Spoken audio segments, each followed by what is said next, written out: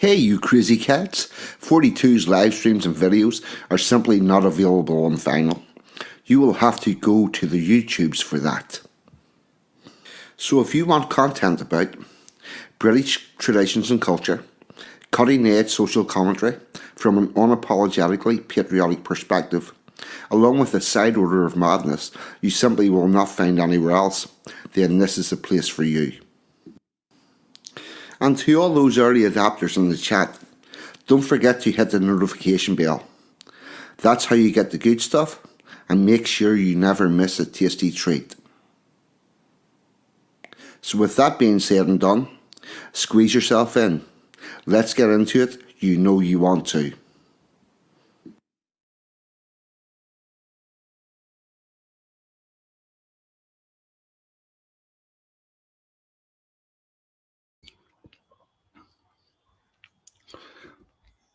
Good afternoon, good morning, good evening. Please delete as applicable because the internet is worldwide and time zones are indeed a thing. Can I get a wee audio check in the chat, please? I'll do a couple of hellos. We'll start in our traditional manner. First then, Anglo-Saxon. Looking forward to this one, brother. Thank you very much, and thank you for your ongoing support, Mr. Anglo-Saxon. Linda Hunter is in from down under. Glad to have you aboard. Mr. Al Mac, the musical maestro. Hopefully our Emma G has been recording some vocals for the last 42 days. Hopefully that's going to be happening tomorrow. Because I'm seeing the wonderful Emma G tomorrow, and hopefully we're going to get that recorded. I have been a little bit busy this week with bits and pieces, so I haven't really got anything done with the music, but we'll be getting there. Mr. Brad James is here early.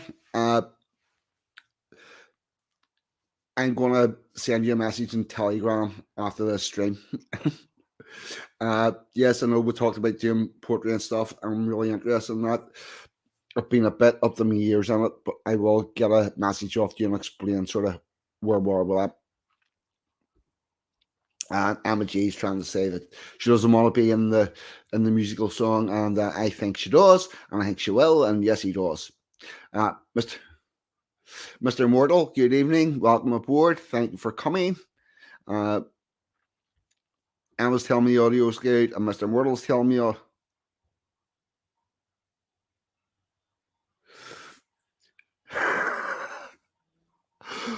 Ooch. Had you one of those moments where you got everything all set up and you're just waiting for it to start, and then sorry about that. Happens to the best of us. 77 Brigade's in. That's good. We'll all be nice and safe. Welcome aboard. She does indeed. And will be very good for the project. Urge Willie's in. Evening, mate. What about you? Glad to have you here. And Sheila's Dr. Dots are here. And tell me I'm saying good, so we're all good. Yes, Amelia is right. Yes, do hit that wee like button for me. Press that out. Let people know people are actually liking this for some unknown reason. If whoever figured it out, why people like this, I don't know. Right. Let's see. What we'll do, we will do a little bit of housekeeping to start off with. Sansom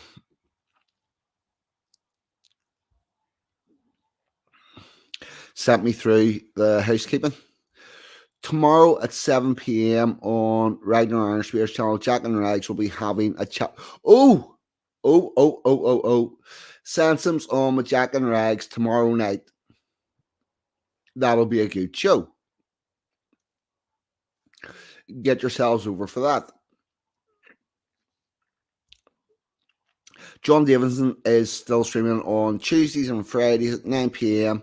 Next Friday is a movie review stream when John and his regular panel will be discussing the 2008 Western Apocalypse, starring Ed Harris and Renée Zellweger.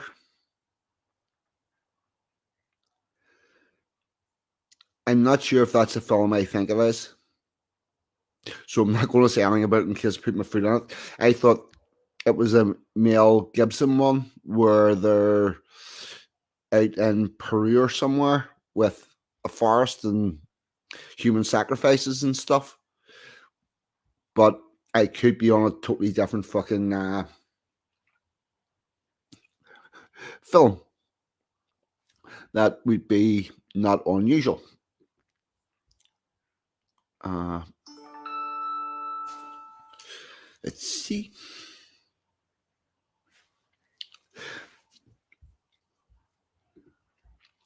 Hold on, you comments. We'll check if I missed anybody. Martin W, the free speech enjoyer, is in the house. Evening, glad to have you here. Right, other shout outs. Robin, Courage is a Cure. If you want some content from the woke world, what's going on, keep up to date with that. The new rules and laws and all that shit. Robin's your girl. Courage is a Cure on very many platforms. And I also seen she's going to have Odin's Man on, which will be a good stream again. I'm definitely going to try to catch up. One will probably be on catch up. I'm going to attempt to get a watch at that while I chill the fuck out.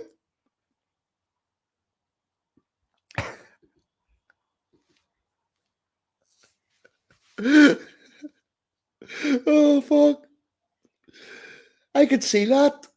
I actually could see Billy trying to host a fucking Ann Summers party. I think it would be fucking hilarious. I do. Real Vincent Griffin's in. What about you, chum? Freezy Peach is in. What about you? I actually might need to send you a message in Telegram as well. I might have a little bit of a jobber for you. On something that's going on with the other channel I'm about to give a shout out to. Rags, Odin's Man is good. There's Rags is in. What about you, chum? Glad to have you aboard. Yes, the Waffle House. Every night, every weeknight from like 8:30, and it's drivel. Along with the best duck race on the internet. I again did not win last on Friday night, but there will be another one next week. If you want free ducks, go to any of his videos during the week, leave a comment, and you will indeed receive a free duck.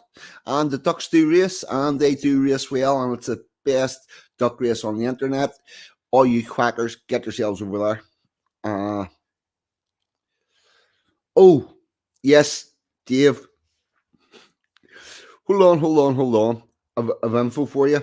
You might want to go to Dave has been having some technical issues, let's say, with his streaming services, and was having problems with a particular site. Let me open this up. I've got a bit of info for you from Streamlabs, Mr. Waffle House. If you go to here we go, we'll get it up. Yes.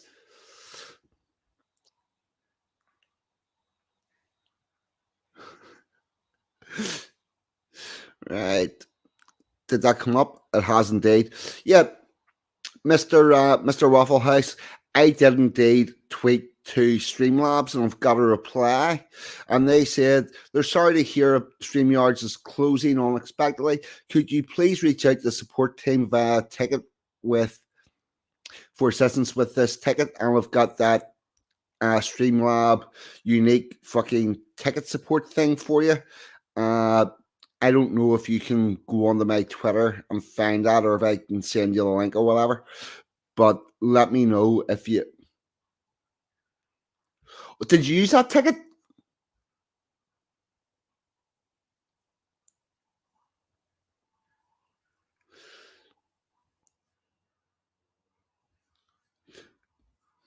Did you use the actual ticket, Dave?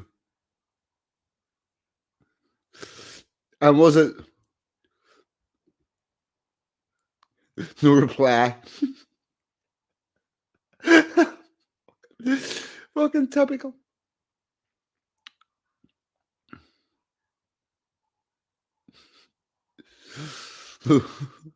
Loads of pissed off perps. But here, Dave, but did you go through with this one that I've got that has came from the Streamlabs support team via their Twitter that they know that they have to fucking do because it's become public?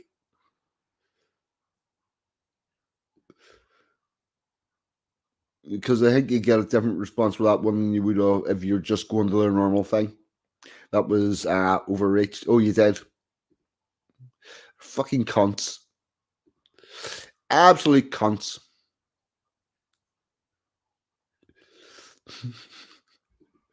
Kevin I was not giving any real help. I think there was just other people. Charlie has jumped in. Welcome, Charlie, to this madness. I think I say hello to Freezy Peach. No, Jemima Puddle Duck is not a free duck. Do not be confusing that. You don't just get a Jemima Puddle Duck. It's a free duck that is chosen for you and goes into the race.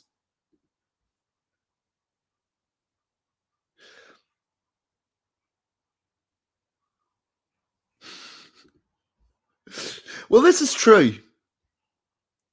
This is indeed true. And there's the NN. Evening. Glad to have you aboard. Now, I'm going to stop that screen share.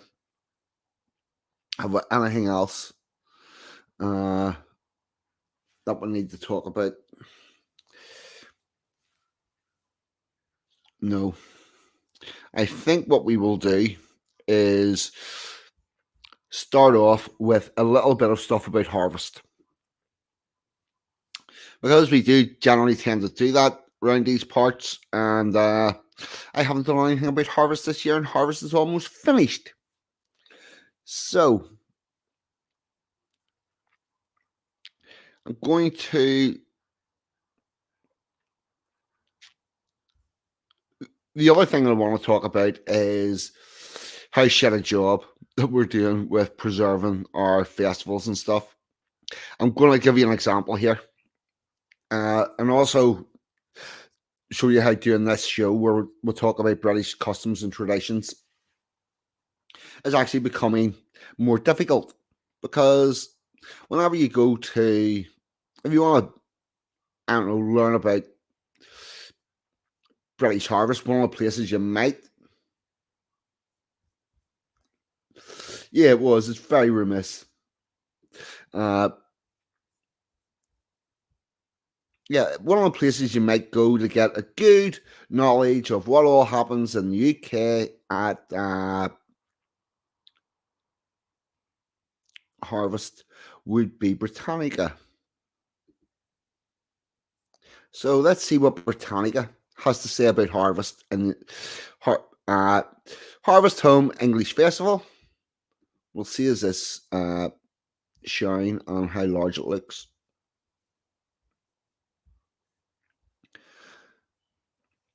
Let me see. Yep, that is well large enough to read. And here we go, from Britannica.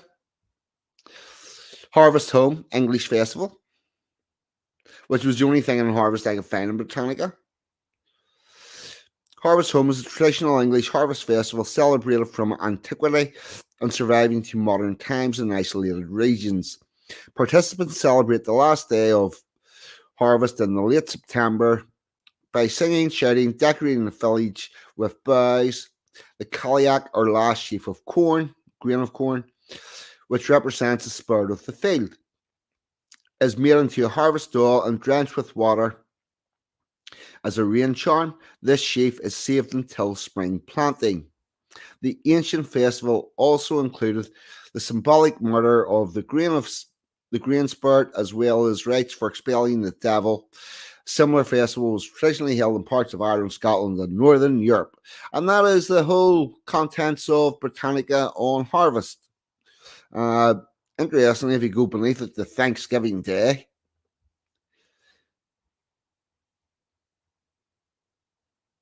the national holiday in the United States, there's fucking everything about it. It just goes on and on and on. They're in the Franklin D. Roosevelt and all that, but no harvest, our British harvest, that gets like this little bit.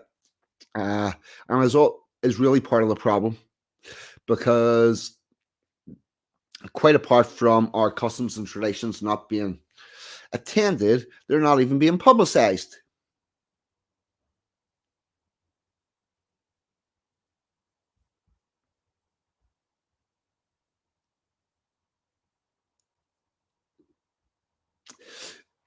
They will give it a hell of a go. Now, as I was looking about for harvest stuff,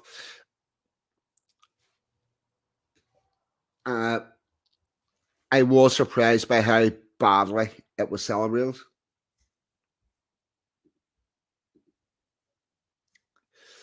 Yeah, why would they?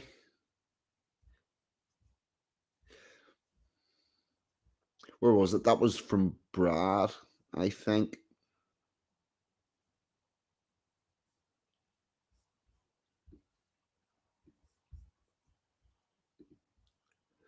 Oh yes, I miss that too. Singing "We Play the Fields and Scatter" and seeing it, and and taking like two of the three tins of food in our kitchen into fucking school because I had to bring in one and my sister had to bring in one for the people that didn't have any food. And I'm thinking, this cupboard's looking very empty whenever I'm lifting this stuff out. But what I will say is, as bad as life was whenever I was growing up, we were never really hungry. We did get fed every day. And most of that food was very good. Or, well, substantial. Right. Countryfile actually did quite a good job of it, which surprised me. So I'm going to go with Countryfile and read through this and obviously give my comments.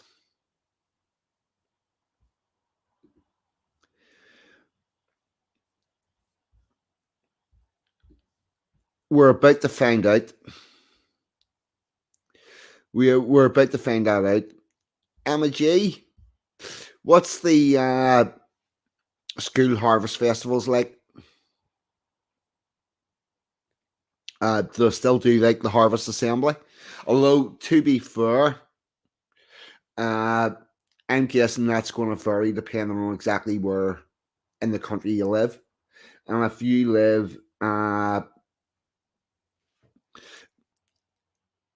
live in a very multicultural city, I don't think you're going to get a harvest festival.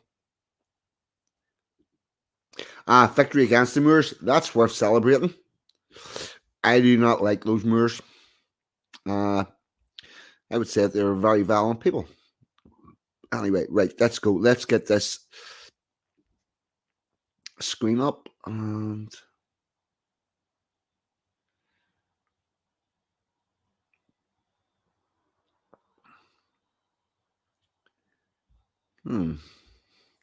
right, sorry. I made a bit of a Countryfile harvest. All right, there it is.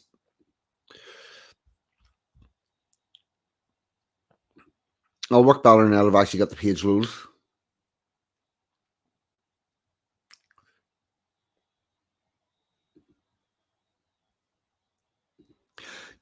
Yeah, I'm seeing lots of people remembering about the doing that in school. 1 second, I will come to that. Right, I'm going to address that.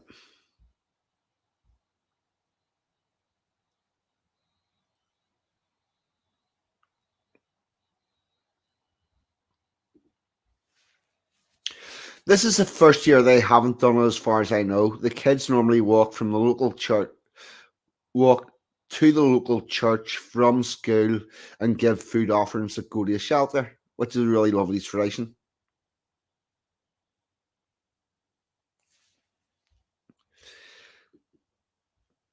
Ah, it's not the village idiot that they burn. They never burnt the village idiot because they tended to want to keep the village idiot around because he was quite fun. However, what they would have done was plucked someone deemed unimportant and hopefully from the next town over and get them to accept the role of king for the day. And only an idiot would accept the role of king for a day because everybody knows you stop being a king when you die.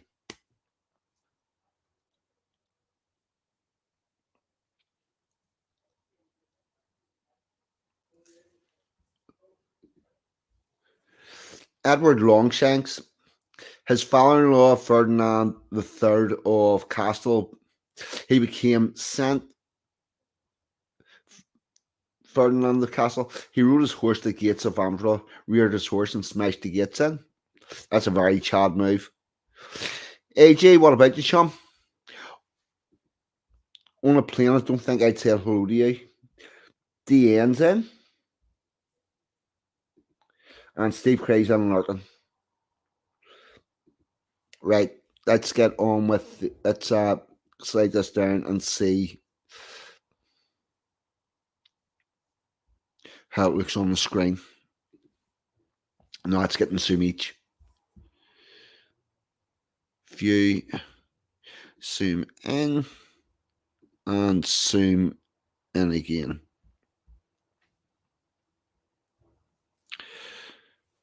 Oh, so this is from BBC Countryfile. Rag said earlier he used to like Countryfile and Time Team. Ditto. I used to like watching Time Team. Somehow it changed. I watched a bit of Countryfile from a little I've seen a little changing, but this actually seems to be not too bad a job of explaining Harvest from what I skimmed through. I tend to not read these completely because I do want to actually react to them as well. Anyway, let's see how we go. I'm guessing there may be bits I disagree with. Autumn is a season of mists and mellow fruitfulness and marks the end of the growing season. The harvest season is an important date in British farming calendar as annual crops are harvested for food and animal feed. The success of the annual harvest is dependent on a number of environmental factors, and the weather plays a crucial role. And it always did. Too much or too little rain can spell problems, and in recent years, heat waves and droughts have caused serious issues for farming. No, I disagree. I'm going to say that the issues for the farmers have been caused by poor water management and the planned deterioration of our waterways and allowing that to cause flooding in order to create planned marsh meadows for Project 2030. Left to their own devices and with the red tape removed, the British farmers would be doing just hunky dory, as they always have. One key way we as consumers can support British farmers by buying locally produced food and drink. Here's our British Harvest Guide looking at the history and traditions of the beautiful season. In the UK, the Harvest Festival, also known as the Harvest Home, is traditionally celebrated on the Sunday nearest the harvest moon. We just had that. This is the full moon that occurs closest to the autumn equinox. We've been through this before. The year is divided into 4 segments. In our northern hemisphere, we have the spring equinox. Then we have summer solstice. Summer solstice is the longest day of the year. Equinox is the day where we have 6 hours of daylight, or 12, 12:42, 12 hours of darkness and 12 hours of light. So today is half and half. It's equinox. And we'll have the first one at the beginning of the year. Then we'll have the longest day on the 21st of June. Then we have the harvest equinox. That is going to be 12 hours of darkness and 12 hours of light. And it's going to become increasingly darker for most of the day until the shortest day, the 21st of December, where we get like about fucking 6 hours of daylight, and I hate it, and it's dark and miserable and damp and shitty. And then it stays like that until the next equinox, or after the shortest day, the days start to become longer again. You can begin to tell the difference after 4 days. And then we have the next spring equinox. So that's sort of how our year's divided. Normally falling to the ends of September or early October, the Harvest Festival is the closest thing we have to a day of Thanksgiving. It is actually Thanksgiving because you're giving thanks for the harvest that we've managed to collect that year.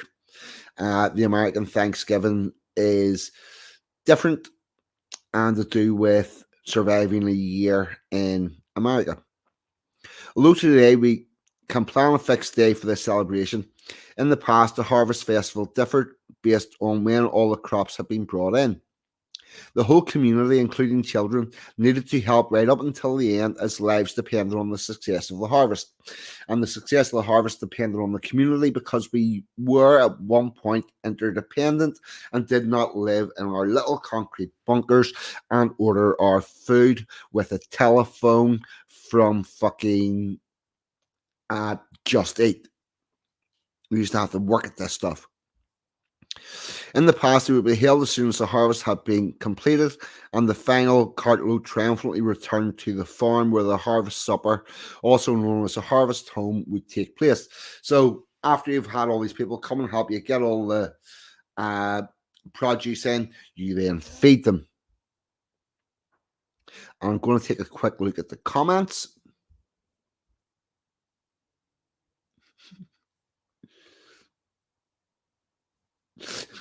Yes, that is it. Don Browning's in from down under. What about you?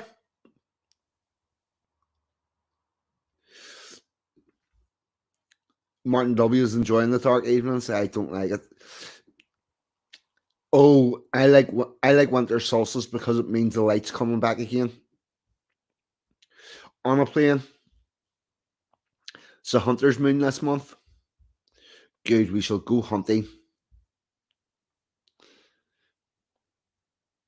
All right, okay. Here we go.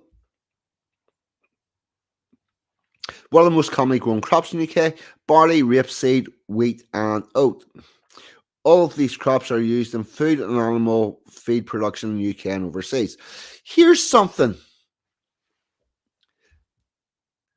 that's actually getting a bit. Here's the thing: we had to change the packaging of Uncle Ben's. We can't have the black Coke on it anymore because apparently that's fucking. We've got all sorts of problems with everything's name, but rapeseed seems to have went. It's just been given a Bible. I don't know how it can be named like that and nobody got offended. And I think there probably will be somebody lining up to get offended with it soon. And if they don't, I might do it on their behalf because the whole thing's fucking mad. Traditionally, farmers began harvesting their crops towards the end of August and in early September. Historically, harvest was celebrated with lavish meals of several meats, vegetables, puddings, tarts, and ale. And everything was pretty much accompanied by ale back in the day because we could not drink the water. We had polluted all the water, and in the process of making the ale, the water had to be boiled, and that made it safe for the people to drink. It was also a lot less alcoholic. You're talking 2, possibly 3% for a for a strong one, and it was drank as water, as a replacement for water, and would be accompanied by singing, drinking, games, and much revelry, all of which was to be conducted by St. Michael's Mass on the 29th of September, the signifier for the end of the harvest. What is the history of the harvest? By looking back through history and customs associated with harvest, we can see why such a crucial date in the country calendar, says Duncan Haskell. That's actually quite a lovely picture of farmland. I'm going to guess in England, with a nice red evening sky and the hay bales being baled there. The word harvest comes from the Old English word hardfest, meaning autumn, aptly the season for gathering the food of the land. It was a vital time of year when success was a genuine matter of life and death. Yeah, because we did go, this state that we live in, where there is food of all types all year round, is very new and very artificial, and could go away just as easily as it arrived. And we would then be plunged back into a thing where actually doing proper work would be valued. Imagine that. A prosperous harvest ensured that the community would be fed throughout the potentially barren winter months. It's therefore no surprise that it was also a time steeped in superstition, and if successful, much celebration. Many of the traditions, many of these traditions even predate Christianity. Christianity's not that old. Realistically speaking, although most of the technical innovations have happened since the birth of Jesus Christ, it's really not that long ago. There's very little time between the birth of Christ and the Romans arriving in England. I would need to actually look that up, but it's close to that date. The Celts arrived in Ireland before Christianity. So it would be surprising if these traditions did not predate Christianity. And I think you'll find that the Christians have probably co-opted quite a few of them. And here's a nice picture of a plough. With technological advances lessening our dependence on the seasons and the number of people working in the land greatly reduced over the last 2 centuries, surviving practices are now mainly symbolic in nature. Yes, whenever we don't have to do things, we because of innovations, we have symbolism in order to remind us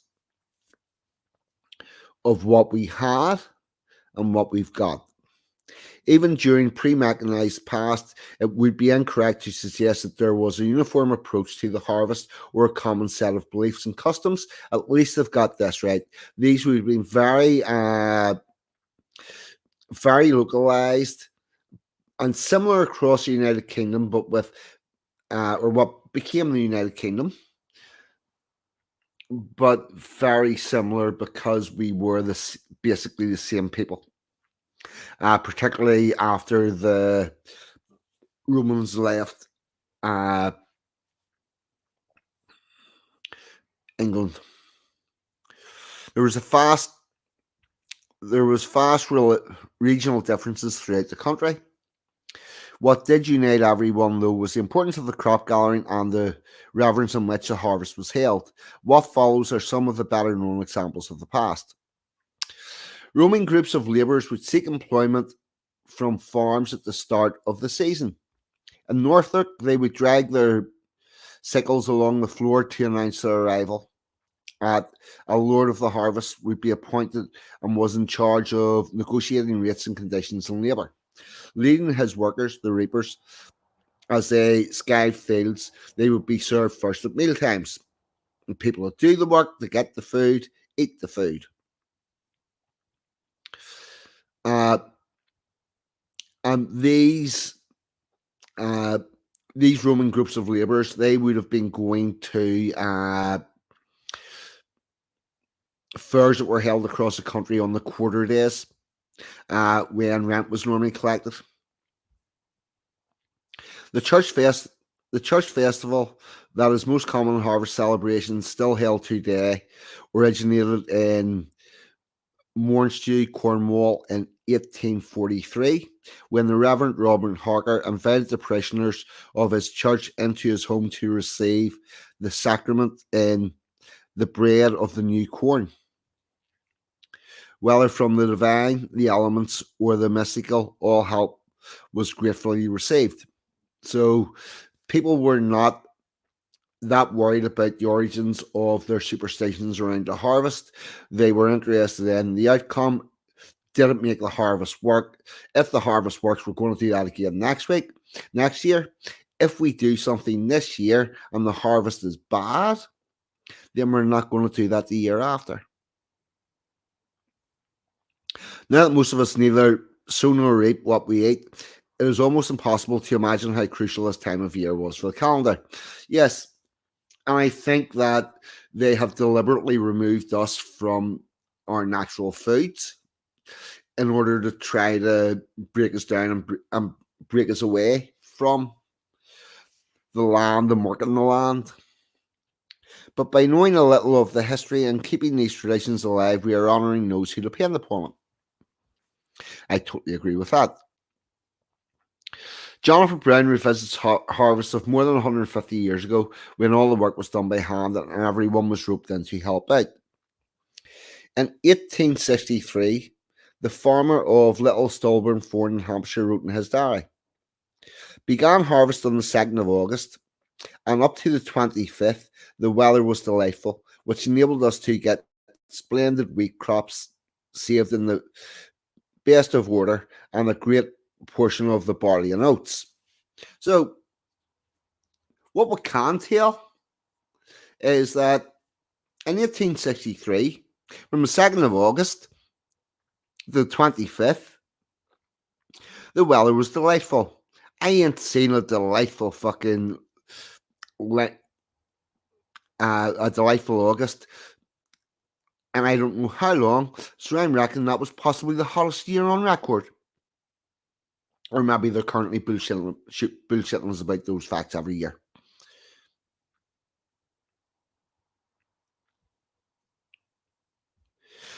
The weather broke at the end of August, but it did not spoil the harvest, which, according to many accounts from the country, was the best crop of wheat for about 30 years.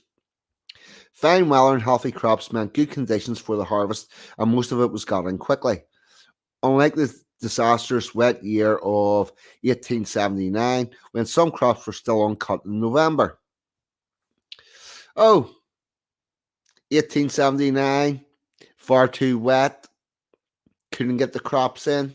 I think we had that complaint last year or the year before, or a bit of a worry about it. Seems maybe our weather's exactly the same as it always has been. Bounty had its downside in that the prices fell. The price of wheat was 20% less in 1863 than it had been in the previous year, but in general, it couldn't be counted a golden year. A golden year and a golden age. One of the first historians of British agriculture coined the phrase golden age to describe the 1850s and 1860s, when everything looked rosy for the Arbor farmers. Prices were good, imports were low. The name has stuck despite the revisions of interpretations made by later historians. I'm going to go and check the chatting.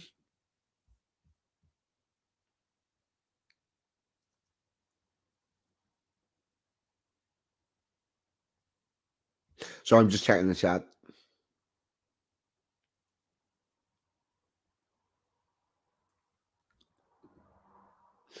Yes, hottest year on record. Who knows?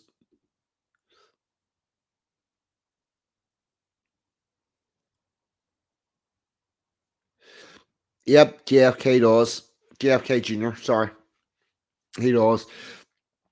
Uh, I can't say that I doubt I would agree with JFK Jr. on everything, but he does talk a lot of sense, and I don't think there's any politician that I totally agree with.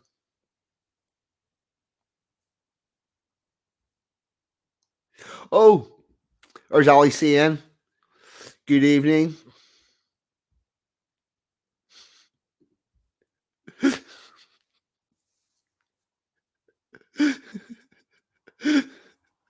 Just read my shotgun manual. It doesn't have a troubleshooting section.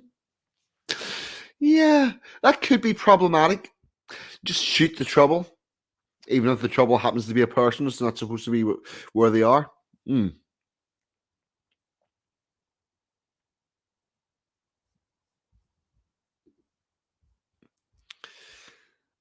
Nah. Sorry, 1 second. I need to cough.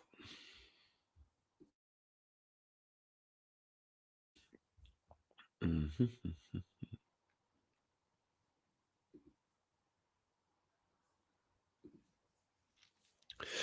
The corn harvest began in early August, a few weeks later than usual now.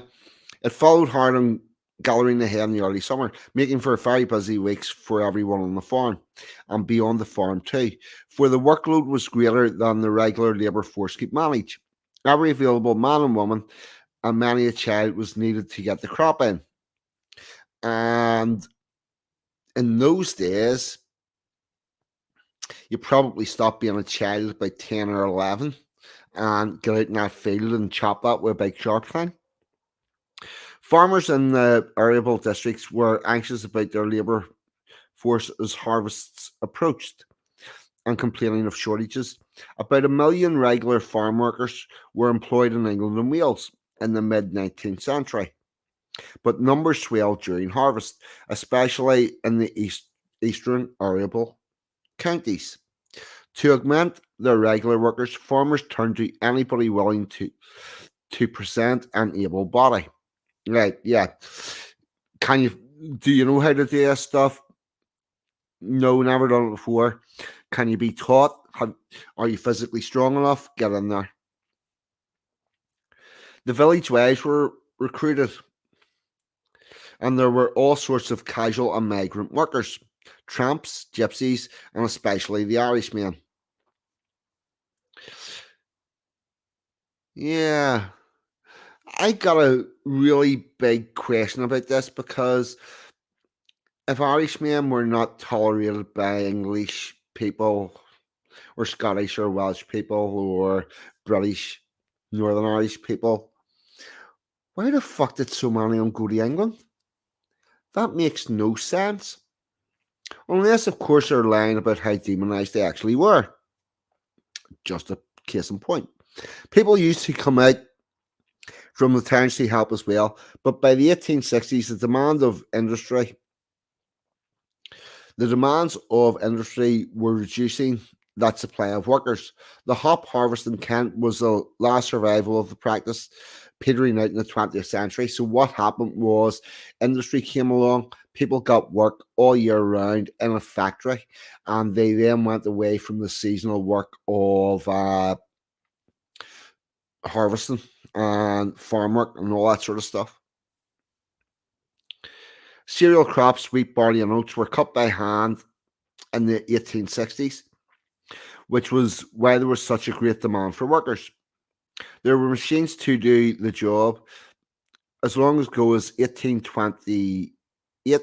Patrick Bell had built one on his farm in Scotland, but it did not catch on.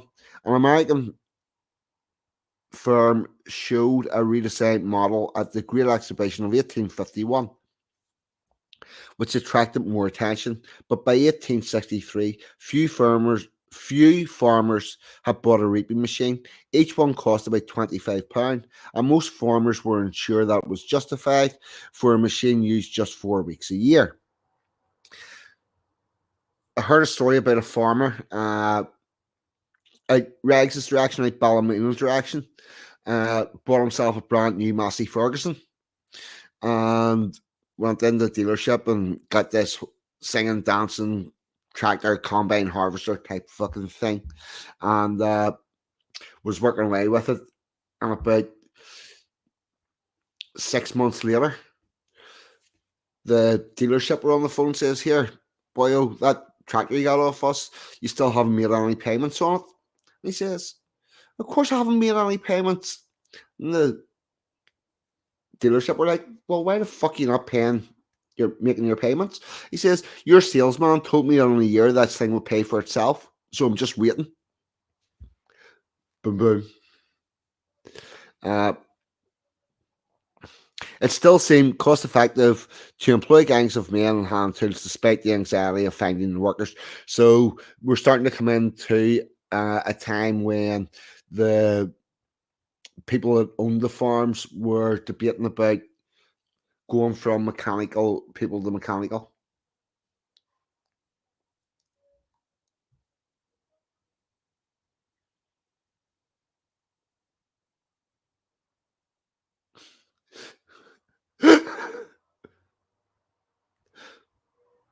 Yes, I shouted that out at the start of the stream. I did. Yes, get yourself over to Rags' stream tomorrow night where he's going to have Sansom Communal on. That'll be good.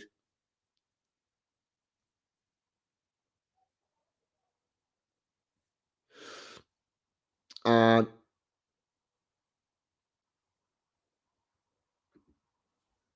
I don't believe you. They all seem to claim they're poor, but they all seem to be doing pretty much okay. And oh, Max telling want to play him to stop it, but no, don't. Your jokes are fucking class here.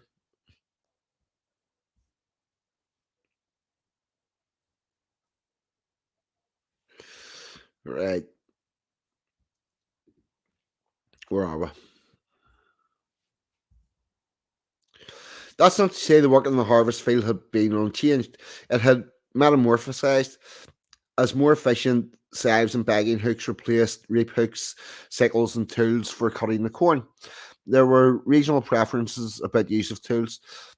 Sunborn was a scythe using zone. Sieves and bagging hooks were bigger and cut with a swish mowing action rather than swaying a small bladed sickle. So the crop was cut more quickly. Each harvester could manage a third of an acre with a rape hook or a sickle. With a bagging hook or a scythe that became an acre or more. So the better the tool you have for cutting, the more crops you can cut. Paradoxically, this did not necessarily solve the farmer's labour problem. He was growing more cereals in 1860 than 30 to 40 years earlier, so needed extra output of the scythe and the bagging hook. The higher cutting rate also increased pressure on workers following behind the cutters. Right, so if you've got somebody cutting all stuff down, you've got somebody coming behind it to bag it. Well, if they're cutting more, you're going to need more people to bag it.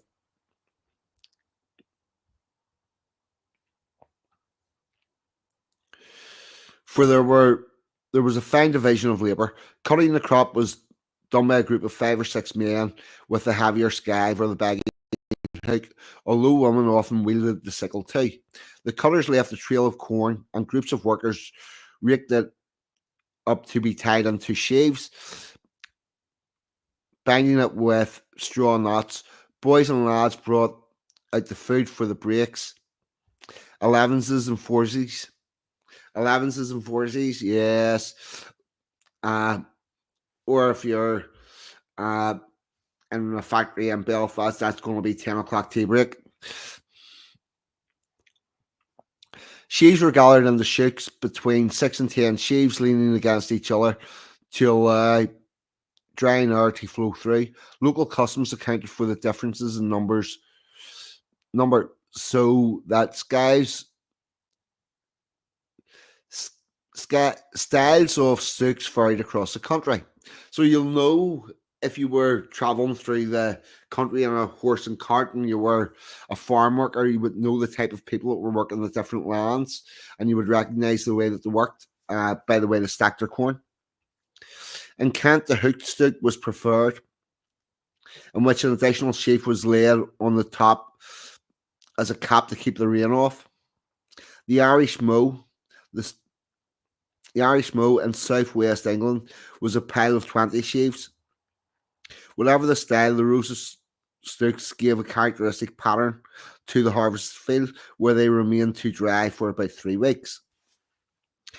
It was then backbreaking work with all the leaning and stooping and the cutting and bending to gather the sheaves. And in hot weather, it was dry, sweaty, and dusty. In wet or changeable weather, trying to cut laid crops was difficult and more taxing. The language among the workers was, wrote Richard Jefferies, a contemporary writer, not that of pastoral poetry. These are working people with a working people's language. And I'm going to guess that words such as shit, piss, fuck, cunt, motherfucking tits would have been involved. Or periodic versions thereof. The day was long, 5 a.m. till dusk, but the comparison was the extra pay. Harvest was a special deal for regular and seasonal workers alike. A regular farm labourer earned 10 to 12 shillings a week, typical of large parts of central and southern England. Could get up to £1 a week at harvest time. And there might also be bonus payment at the end. In addition, his midday meal was usually provided, plus all the beer and cider needed to keep him going through a hot day. I believe it was 9 pints of beer or cider that a labourer was entitled to on any given day. And again, this beer was very low alcohol. But I do like, it's a tradition I would like to go back to, having beer instead of water. But apparently that's bad. Casual and migrant workers were paid at similar rates in deals struck with the farmer. Some were at piece rates, cutting and tying wheat at 12 shillings an acre, for example. So you could do a deal of, right, give me X amount, I'm going to do all this for you. And for that, I'll get X amount. It cost the farmer a lot. The £25 he had not spent on a reaping machine could easily be paid on additional harvest wages, but it was important for the business survival. For the labourer's family, the harvest extra meant survival. Husband, wife, and children could all be earning for these weeks, bringing enough to pay for things beside food. So they go and they work their ass off during this time and store the extra money that they get, in the same way that the people who currently hunt overtime and shift premiums, like myself, still do today. Things have not changed. Richard Jefferies noted that the harvest wages allowed labourers to pay rent, back debts, find shoe leather, and so forth. Yeah, so this was quite an important thing of the year. We've got the harvest. Let's get all the work done. Let's get the money in, and let's try to clear off any debt from last year and see if we can get ourselves in good shape for next year. After the stalks were dried, the crop was carted to the sky stack. Most of the migrant harvesters had gone by now, but the work of loading wagons and building stacks continued to draw local labour beyond the regular men. It was all manual work still. The first machines to lift hay and straw into a stack were introduced in 1863. It was hard work for the horses as well, hauling the heavily laden wagons. And now we're going to get into the celebration. Before we do that, I need to cough or burp or something. I don't know what.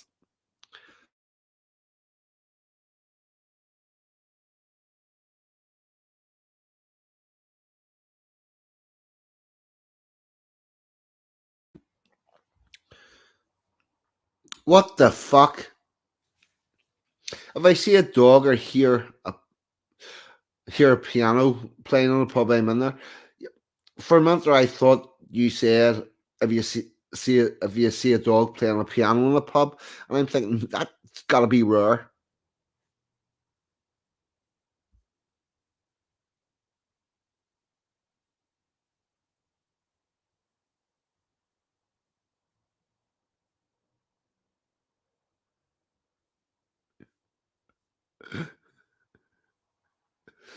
Oh, fuck. Right, continue.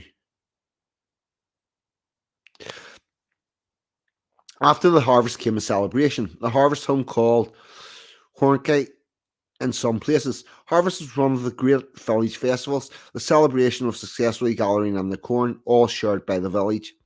There were some ancient traditions behind the celebration, and the form of which varied across the country.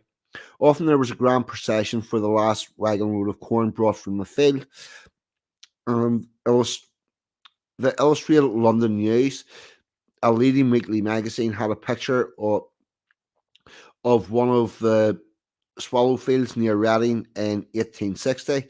The band played, a banner was held aloft, and the wagon was decorated with the piled straw corn dollies. A harvest tier supper, shared by the squire, the farmer, or labourer alike, was followed by dancing and merrymaking. It was this final part of the day that caused consternation among the respectable classes. Unrestrained riot and access was how the celebration of 1867 was described in the Essex parish of Forex. As a result, the festival was taken in hand by clergymen and centred on thanksgiving of the parish church. Now, this brings me to something that I need to begin to look into, because you have a hell of a lot of celebrations in the 1860s that were taken in hand by the clergyman, changed, and it's all blamed on unrestrained access, that there might have been too much drinking and stuff. I think the probability is that there was something else going on as well. And like rival factions at the festivities, and things were changed in all probability to reduce the tensions. I'm not sure, I don't know, but it's looking that way. During the 1870s, farmers changed their minds about the reaping machine. It was now reckoned to be able to cut the crop at half the cost using manual labour. And only a driver and perhaps a lad was needed to operate it. There were still jobs in raking and stealing and carting and stacking, but the farmer was less dependent on casual and migrant labour. And whenever we're talking about migrant labour here, we're not talking about people coming from France or Germany or Switzerland. We're talking about people coming from towns and the countryside to do the work, that live in the country, and then whenever the work's over, they go back to their town, village, or whatever. Might even have been cities. The harvest field became less crowded and bustled as the machines took over. The next generations of reaper blending machines required fewer workers, and the process continued until we see today's harvest, an emptier landscape with one man driving the combine, supported by two or three others with tractors and corn trailers. So, a little bit about traditions. Harvest traditions predate Christianity, but has always been seen as a very spiritual time to give thanks for the year's crop. Symbolic corn dolls made out of the last sheaf of the harvest were placed on a bank with tables where parishes had their huge feasts. The doll was then kept until the spring to ensure the contribution of a good crop next year.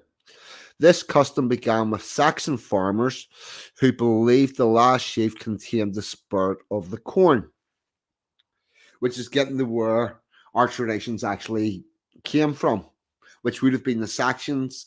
Uh, First of all, we had tribes that were definitely not Celtic. I'm not sure what the proper term would have been, but whenever the Romans arrived, they did not see them as Celtic. They named them by their tribal names. Then we had the Romans, and after the Romans, we had a Saxon dominated country, and therefore Saxon dominated traditions. Add some angles and jutes into that, and you've got the basis of our society today.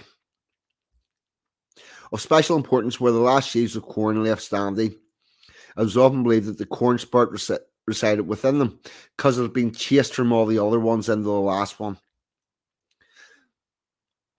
The descendant of the Roman goddess of grain canes came to be known by a variety of names such as the maiden, the neck, the mare, one skag that would be made into a symbolic corn doll. First, though, came the act of actually cutting these final sheaves. Reapers were anxious not to anger the spirits, so they would line up at a distance and throw their sickles until the corn was cut. A time-consuming act which guaranteed anonymity. Right, so because everybody's throwing their scaves and going back and retrieving them, nobody knows who has actually cut down the last ear of corn. In the Welsh borders, these straws would be tied into 4 branches to represent the legs of a horse before the sickle throwing commenced. Right, so they would make it look like a horse so the whole lot could come down.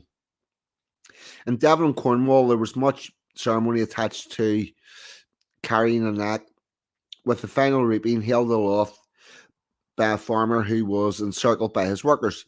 Corn dolls would often be kept above the hearth, and in order to guarantee the success of the next harvest, ploughed back into the land. So it goes back into the land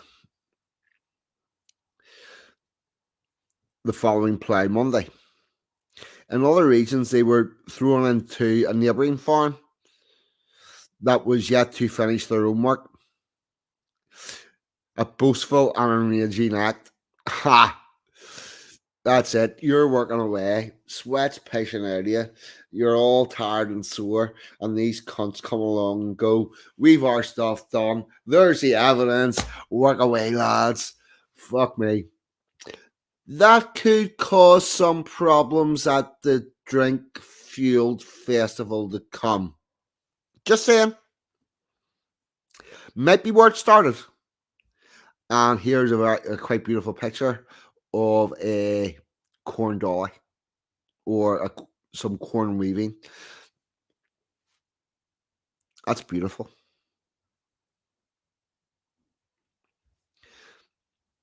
They would scatter this corn along with a hare, normally one hiding in the crop.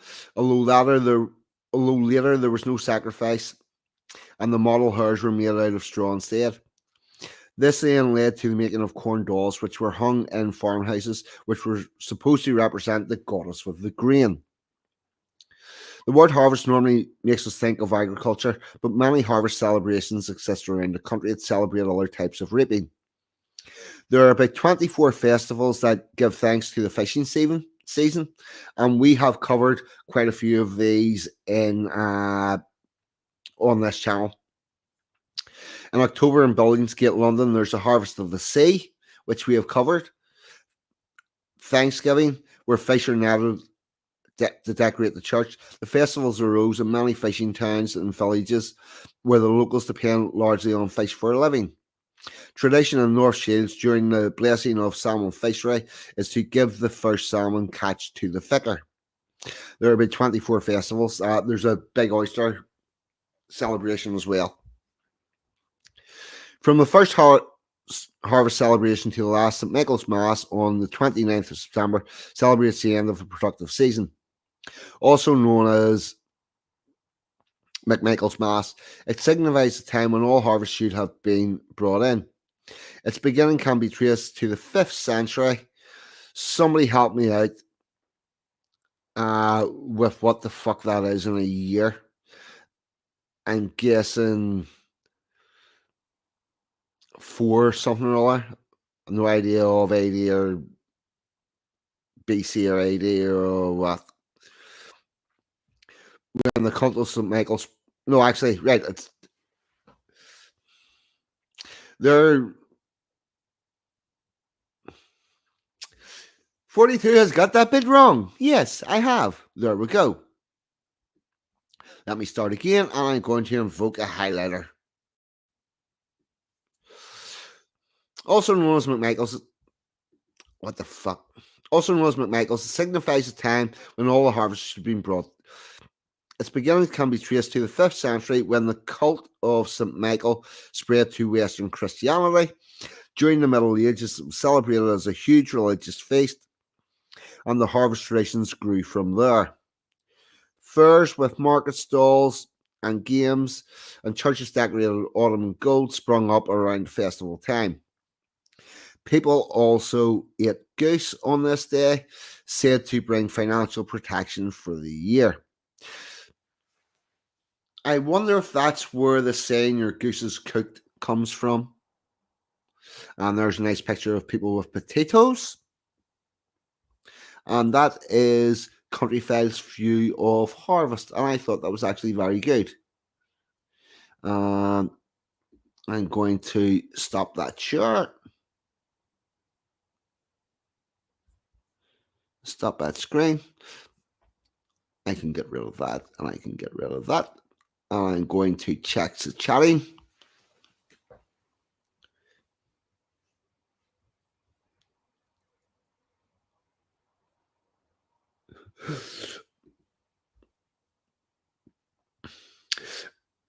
Is that all having the thick fingers?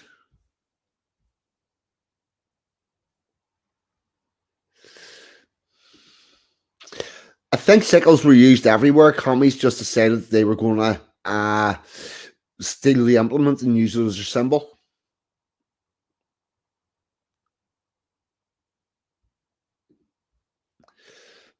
Yeah, we've definitely got a pagan, or we've definitely got a pagan past. Pagan just means any of the religions that predates Christianity. It means a religion that's not Christian. So yeah, we do have a pagan past because we definitely had a belief system before Christianity came along.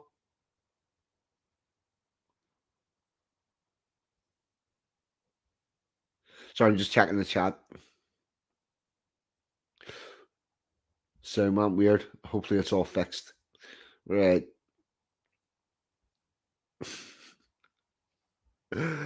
Oh, right.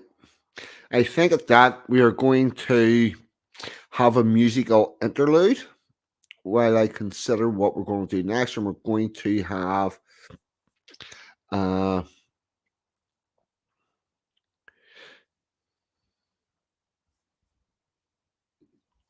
no, Muslims are Islamic, pagan is different.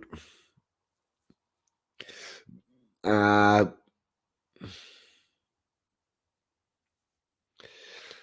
yeah,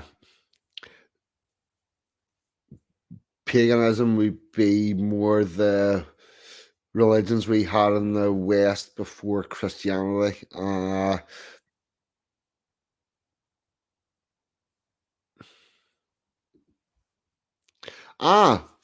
But one panel, what you must consider is in days of old, when knights were bold, they did the shit. Oh, I don't know if I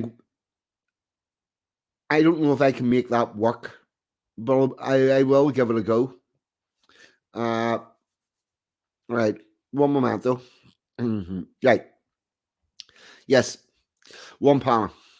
This I learned as a child. It's not a 42 original, but all I can say is, right. So let me know if right lead. I hope we should be okay. This is not a 42 original, but in days of old, when knights were bold, they did their load upon the road. They put their hands upon their knees, a grunt, a squeeze. It all came out like runny cheese. There you go. Now, let me see if I can figure out if I can make this work.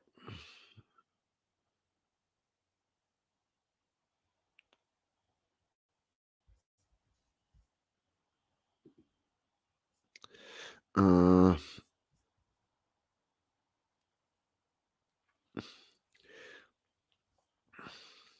right, I'll tell you what I'm going to do. I will do a musical interlude that I can get quick. While I'm doing that, I'll see if I can make it possible to uh, give you a free blip of the new song.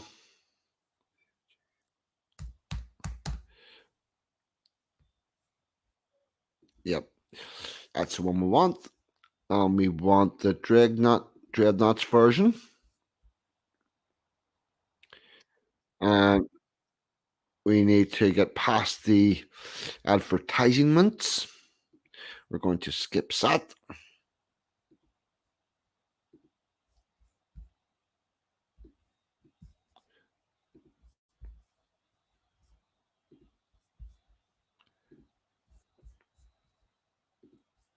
Right.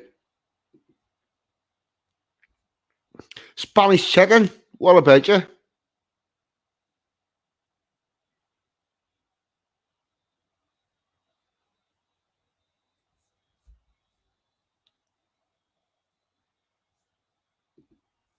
Oh, see, I've started them off. In days of old, when women hadn't been invented, they bored a hole in Italian pole and fucked it until they bent it. See, I always thought that was in days of old when nature were bold and condoms weren't invented, they wrapped a sock around their cock and fucked away contented. Which is then going to get me into other things such as Humpty Dumpty was pushed. Humpty Dumpty was pushed. All the king's horses and all the king's men gathered around him and kicked him again because Humpty Dumpty was a real annoying cunt. See, it just happens. But there you go. Right. Yes, musical interlude coming up. A little sea shanty. Oh my wee. This is by the Dreadnoughts. And I'll see if it's going to be possible to get the...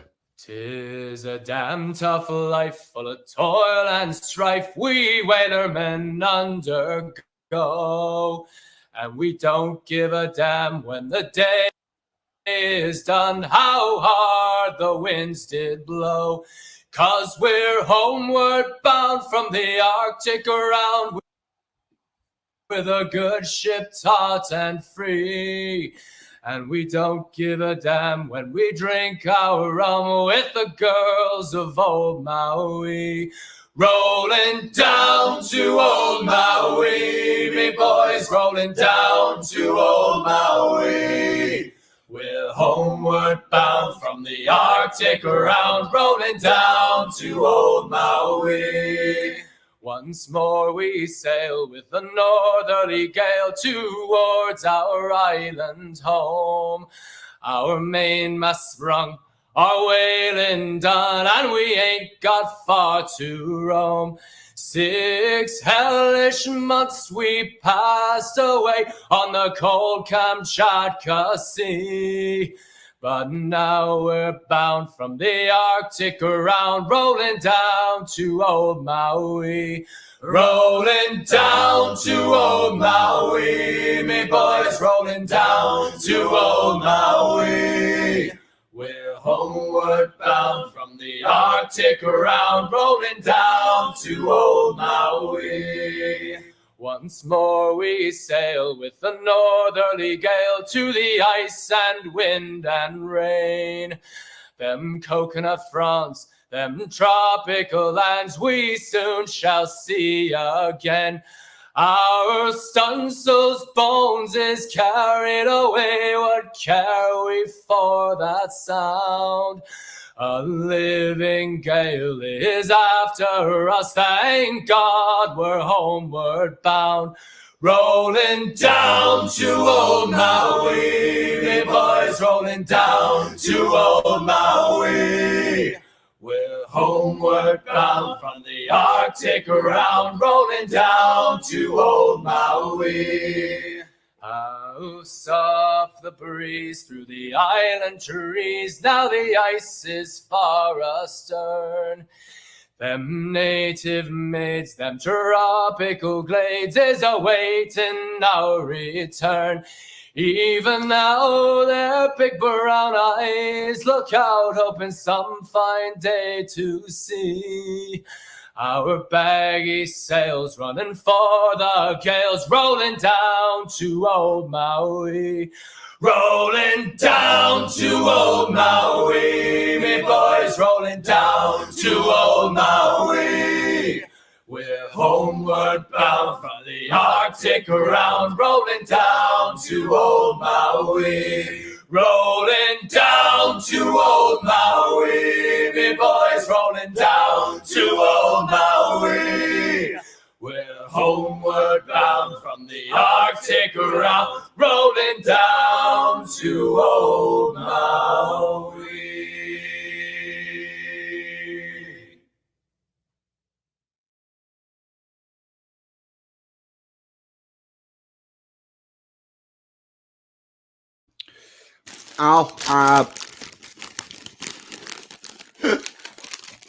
Rags, don't start me.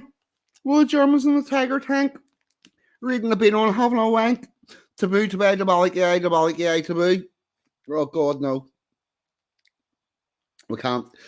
Right, I possibly could get the new version to play here, but it's going to take me about an hour to figure it out. So, unfortunately, I can't. That's just not going to work tonight. And what else was I going to do? 1 second.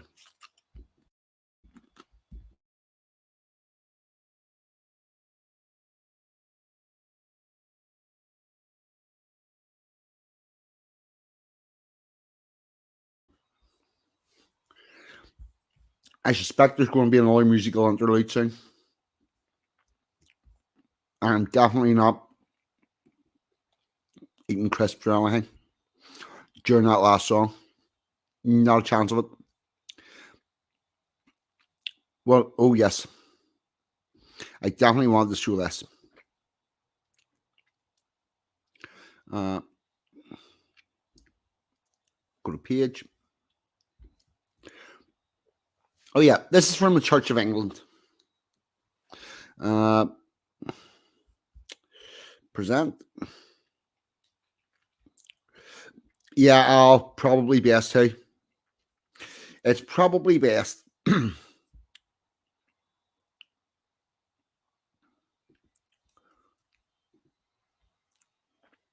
Right. This is from the Church of England. And it's our site. This is a church that's all decorated with corn dollies for the harvest thing. And here's all the information that there is about it. Corn Dolly Harvest Festival open weekend on the 6th of October at All Saints Sillington. And what it tells you about it. Welcome to All Saints Parish Church in Sillington, a small historic church at the heart of a thriving rural community. In the parish of Sillington with Capsthorne. We hold services in the church every week. For details, please see services and events. We are very sorry to say goodbye recently to our vicar, Reverend Donald, who has moved to a new life in Wales and the rural downside churches. For any inquiries, go to get in touch. The church is part of 4 neighbouring country parishes, rural Dalesdale churches, with shared values, but who have their own individual character. All parishes come together regularly for joint services, usually at Morton Church of England School, the local primary school, for 7 parishes in all. All Saints congregation is formed not just from a village, however. Many people from surrounding areas enjoy fellowship. No fucking information about the harvest service, about the corn service, none of it. And They do have a link about Sillington Church, but that takes you to a broken link. It doesn't fucking tell you anything. Which is part of why I'm a little pissed off with the job that's being done with preserving our culture and history.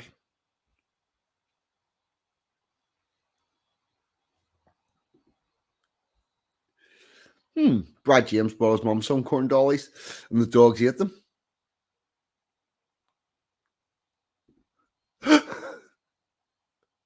Rags, don't start me, please. Could your granny ride a bike?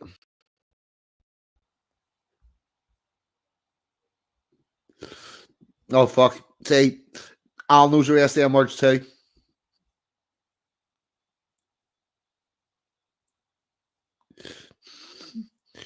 Fuck.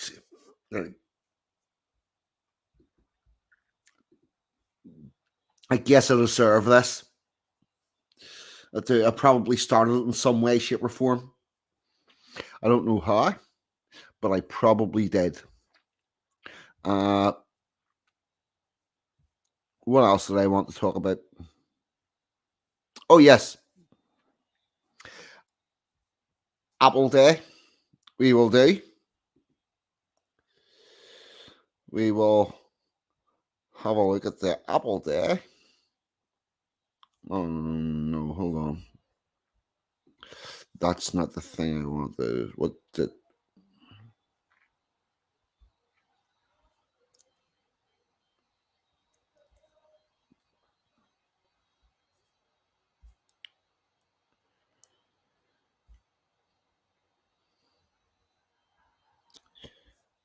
Yeah, we'll have a very quick look at Apple Day, because I think there is stuff in here that's...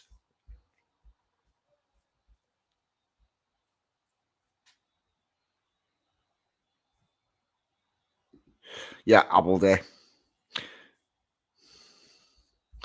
For some unknown reason, October 22nd is now Apple Day. And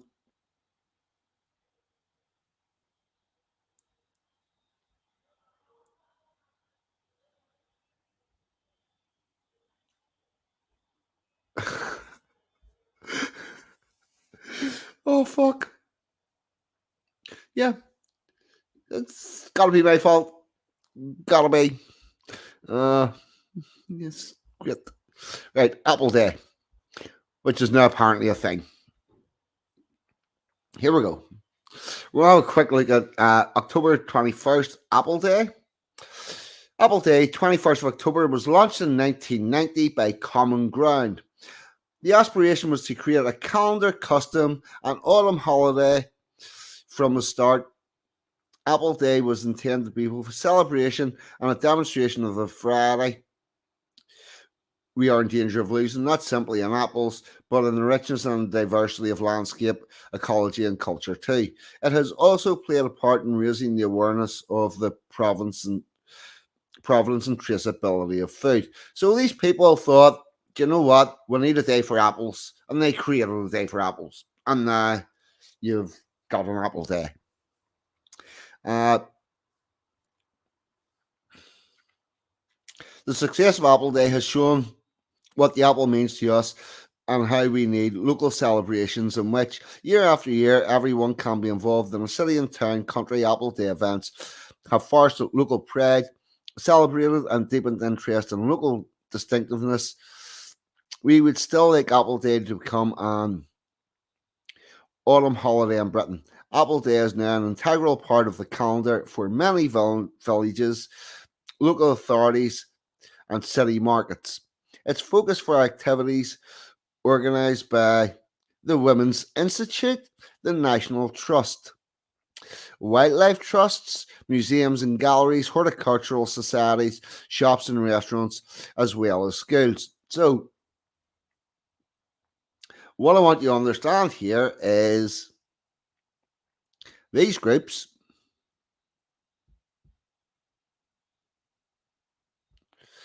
Women's Institute, National Trust, wildlife trusts, museums and galleries, horticultural societies, They just took it upon themselves to decide there was going to be an Apple Day, and then suddenly there was an Apple Day. Which gives you a lot of food for thought. All you gotta do is create the thing and make it popular. So, Apple Market in London's Covent Garden brought food to the market after 16 years. Oh, right. So, their success is after 16 years' absence.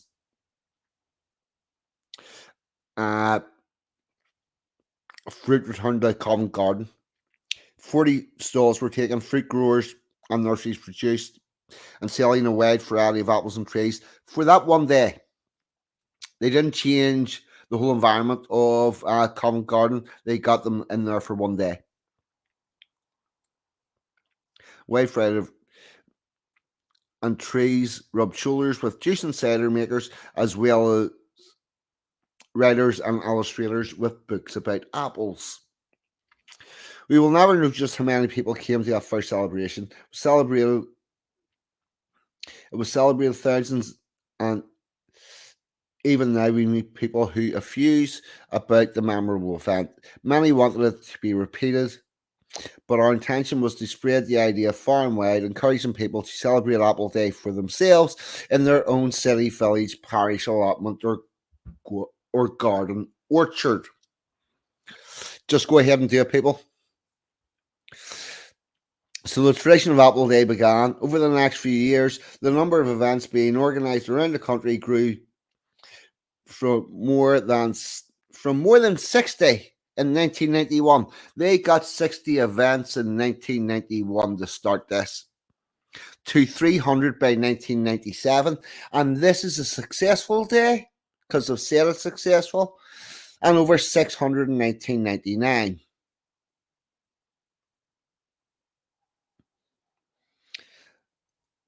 That is what a successful day is classed as. And they've decided to make that day all about apples. Really strange idea, people, but I think you could maybe do the same thing with a different subject, a very different subject. And that's about all I'm going to say about that for the minute. For the record, I found out about Apple Day today, whenever I was doing research for this. So there you go. There's that, a little bit of interest. And with that, I'm going to have a musical.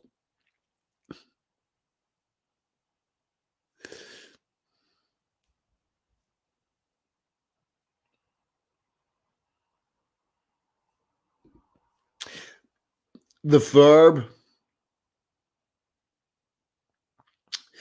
The verb got it wrong. The drugs do work. You just weren't taking enough of them. No, not banana day. Oh no.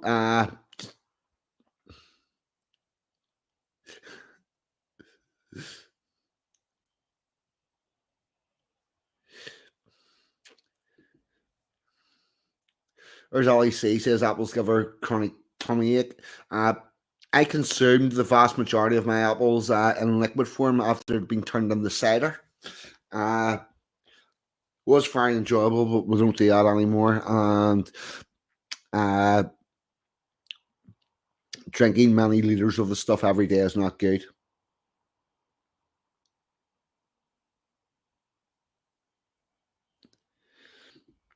Yeah, but what we do ain't going to be taxpayer funded. But there's something different coming. Nah. What am I going to do? I'm going to do a musical interlude where they make a decision about what's going to happen next. And I think that musical interlude is going to be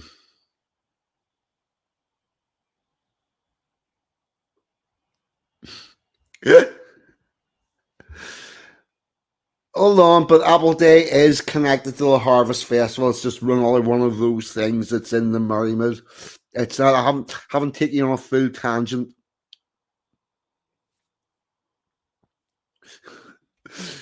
Crumble and custard, yes, that's always good. Nah, video file, as I would like to do a little bit of harmony, melody, and rhyme.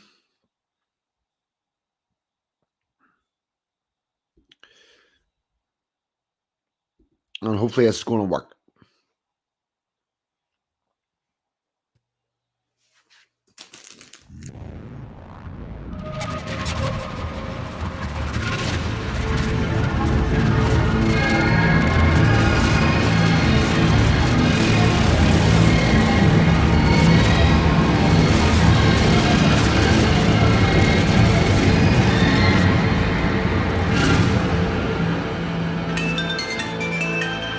Hello, this is 42 speaking. Welcome to the Resistance. You are not alone, and we shall walk this journey together. What about you, chum? If one brings a guitar and one brings a voice, then they stand together and make their own choice. Let us gather together those that can perform, and from the scarred timbers build our own platform. From that grand house they tried to burn down, there's gold in the ashes if you look around. Let us gather together those that can perform, then from those scarred timbers build our own platform. Build our own platform. We will sing words of wisdom. We will sing for all harmony, melody, and rhyme.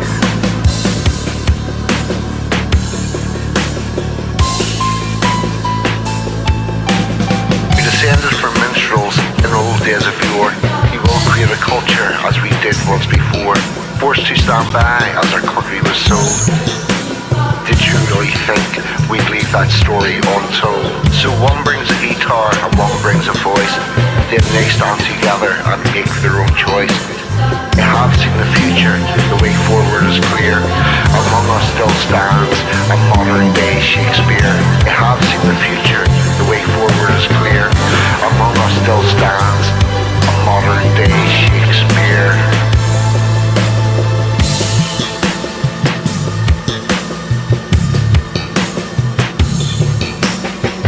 Stand by as our country was sold.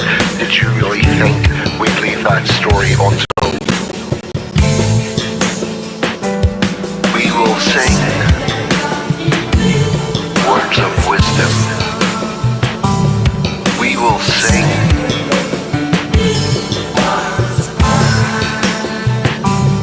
we will sing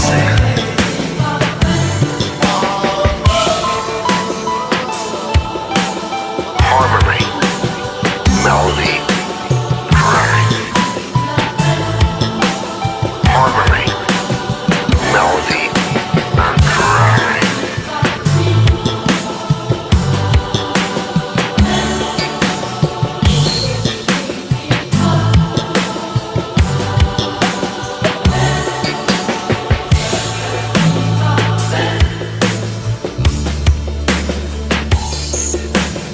So one brings a guitar and one brings a voice, then they stand together and make their own choice. I have seen the future, the way forward is clear. Among us still stands a modern day Shakespeare.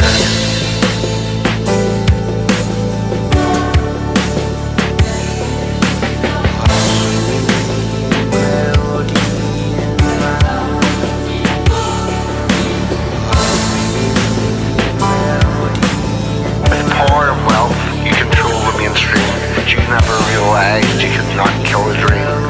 So we will gather together those that can perform, and from the scarred timbers build our own platform. You're talking to 42. What about you, chum? If one brings a guitar and one brings a voice, then they stand together and make their own choice.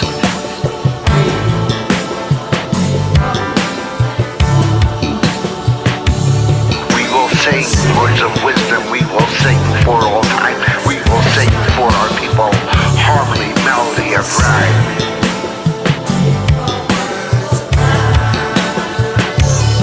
We will sing words of wisdom, we will sing for all time. We will sing for our people with the ancient trilogy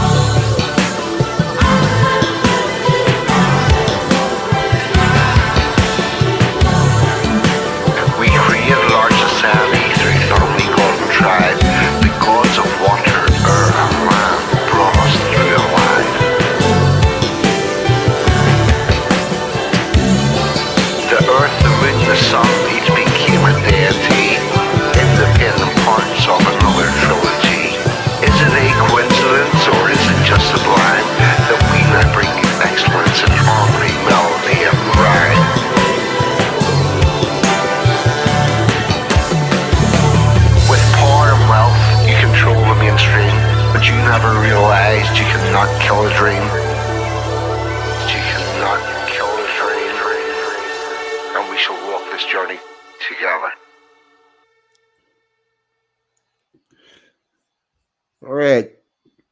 What I'm going to do now, there's a link in the chat. If someone wants to come on for a chat, I'll stay in chat for another 10 or 15 minutes. That's about the height of it. We're pretty much done for the night. Well, all the serious stuff. What I will say is, we are not going back to the madness that we had previously with many people and arguments and shit. This is a limited offer, and it will be one person and one person only. We will not be going back to panels like that. I didn't like it. I got to the point where I was not liking my own show.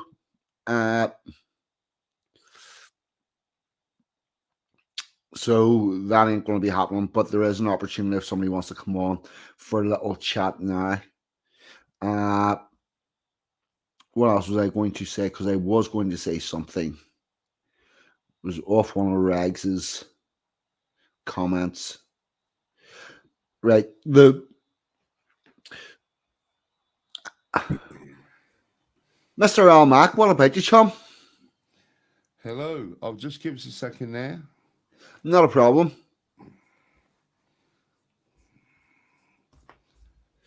Right. While you're getting sorted out. I think I'm there. I'll had you in my ear. All right. Yep. Well, how's everything with you? Yeah, not too bad. Having a nice night in with a couple of drinks. Listen to yourself. I think Ali C might be coming up for a minute, so everyone brace yourself for that. Oh, excellent.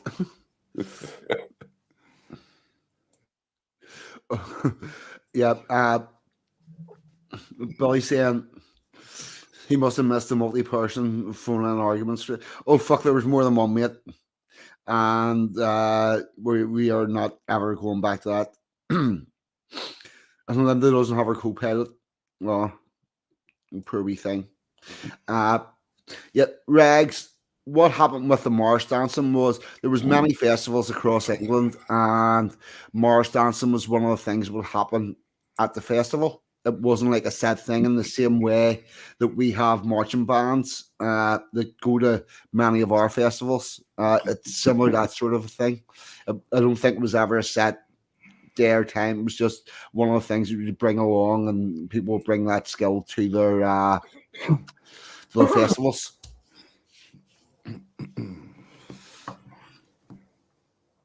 So I see I missed all sorts of madness with dinosaurs earlier on, by the way. Yeah.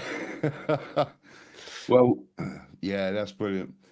We're going to get, we were thinking of getting one of those spider outfits for the dog. I don't know if you've seen them, but I think he's a little bit too big for them. But there are some, we got a big old spider outfit. And I remember a few years ago when they first came out, there was, I think it's in Poland or something like that. And they had this dog running around the town centre just on its own with a big spider outfit, shitting the life out of everyone. Absolutely hilarious. Have you ever seen the videos of the dog dressed like a lion? I think so. Yeah, I think so. Yeah, there's some great stuff now. Some great stuff. Yeah, fucking. Yeah, but no. Would Django actually keep the outfit on? But that's the question. Well, I think Ali just reminded me. A couple of years ago, he was dressed up in a reindeer outfit and was walking around the street with it. Yeah, I think he would. He's, he's kind of stupid enough to go for it. Right, hold on. I'm gonna. There is that. There's that for. I'm getting a little bit of a video to share here. Yeah, it's more fucking ads. 3, 2, 1. Let me skip. Yeah. Yeah, check us out. Present, share screen.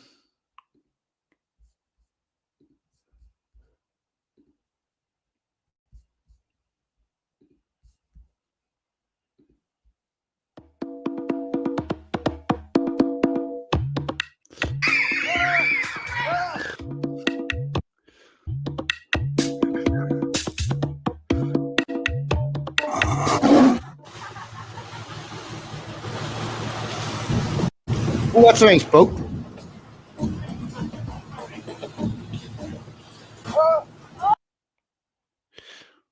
Right, do some.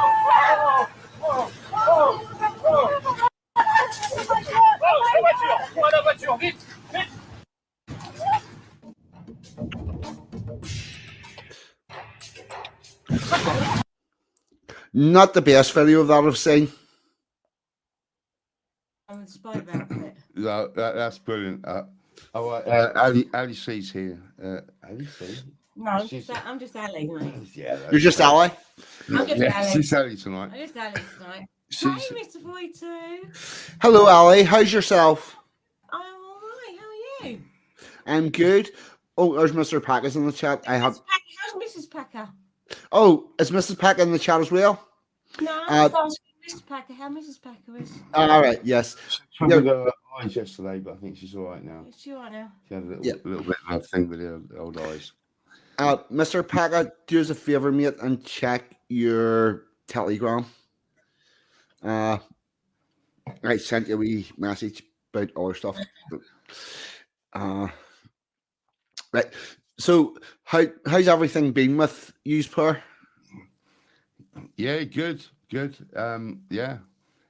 Yeah, Ali? good. Yeah, I've been hungry for 2.5 weeks. Oh yeah. We're on diets. We're on diet. I checked into. It's Slimming World. I like to call it Fat Club. Yes, So I've I, checked I'm. into Fa- Fat I'm familiar with that club. Like people, she's not fat. She's absolutely. No, she's lovely. not actually. Club. I'm a little bit chubby. A little bit chubby. You know, you're 5'1". Yeah, and Yeah. a little bit chubby. No, not really. So, Mr. Mr. Packer. Packer. Mr. Packer's here. but I've lost What a lot about of you, fat. chum? Hang on. Hang on.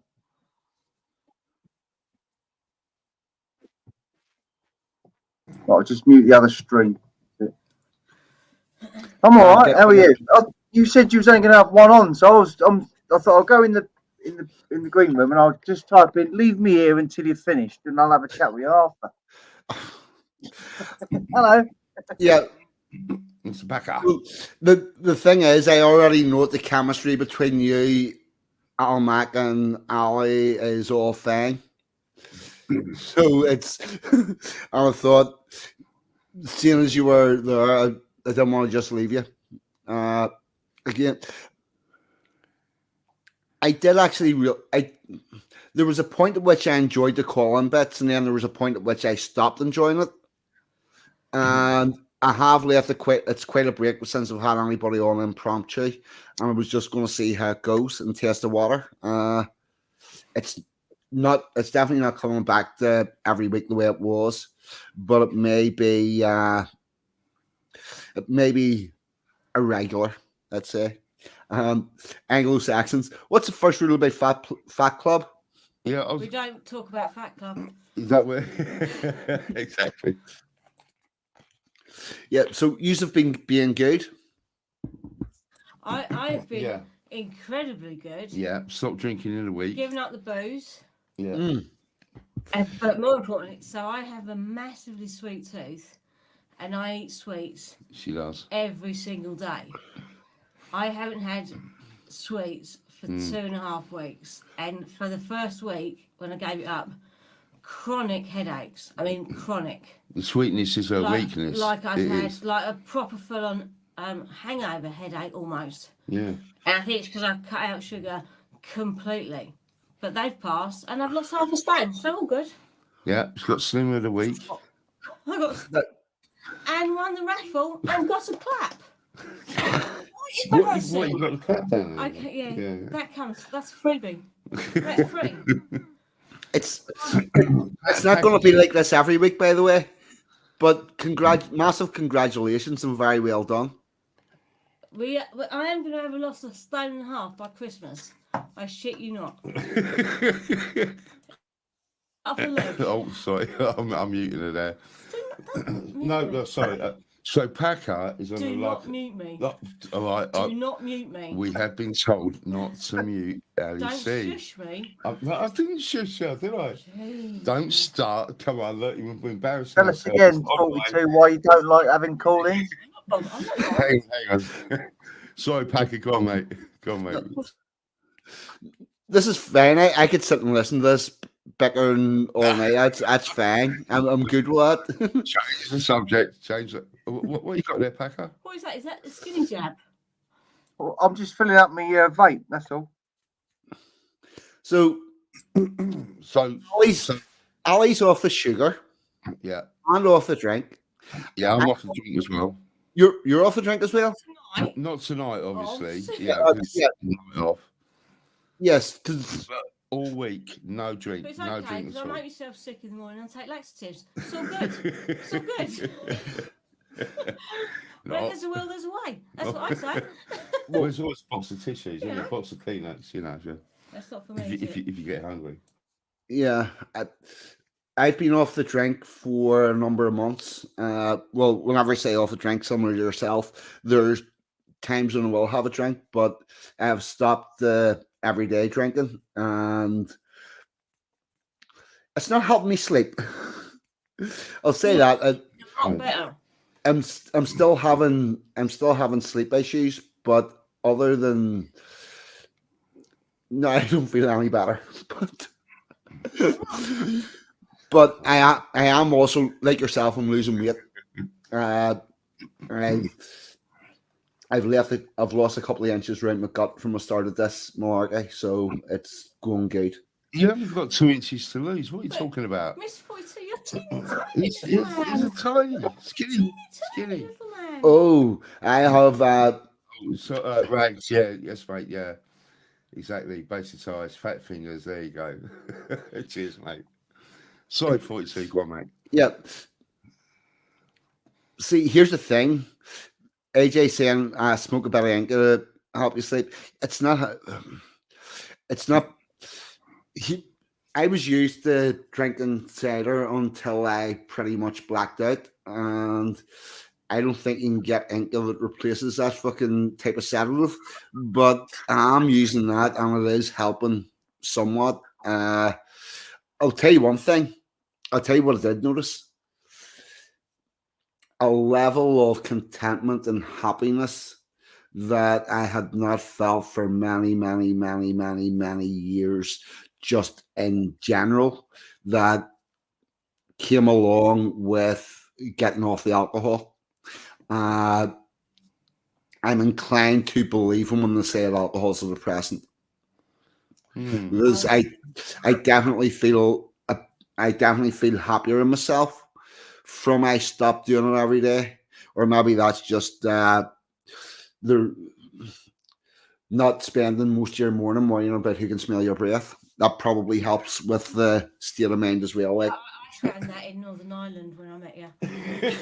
yeah, I was struggling with that, mate. But he didn't drink a lot, did he? No, but the thing is, right, with booze, you fool yourself into thinking it's curing things and helping you deal, which is doing the exact opposite. Now, I've always been a really, really bad sleeper. Yeah, she has problems sleeping. Terrible.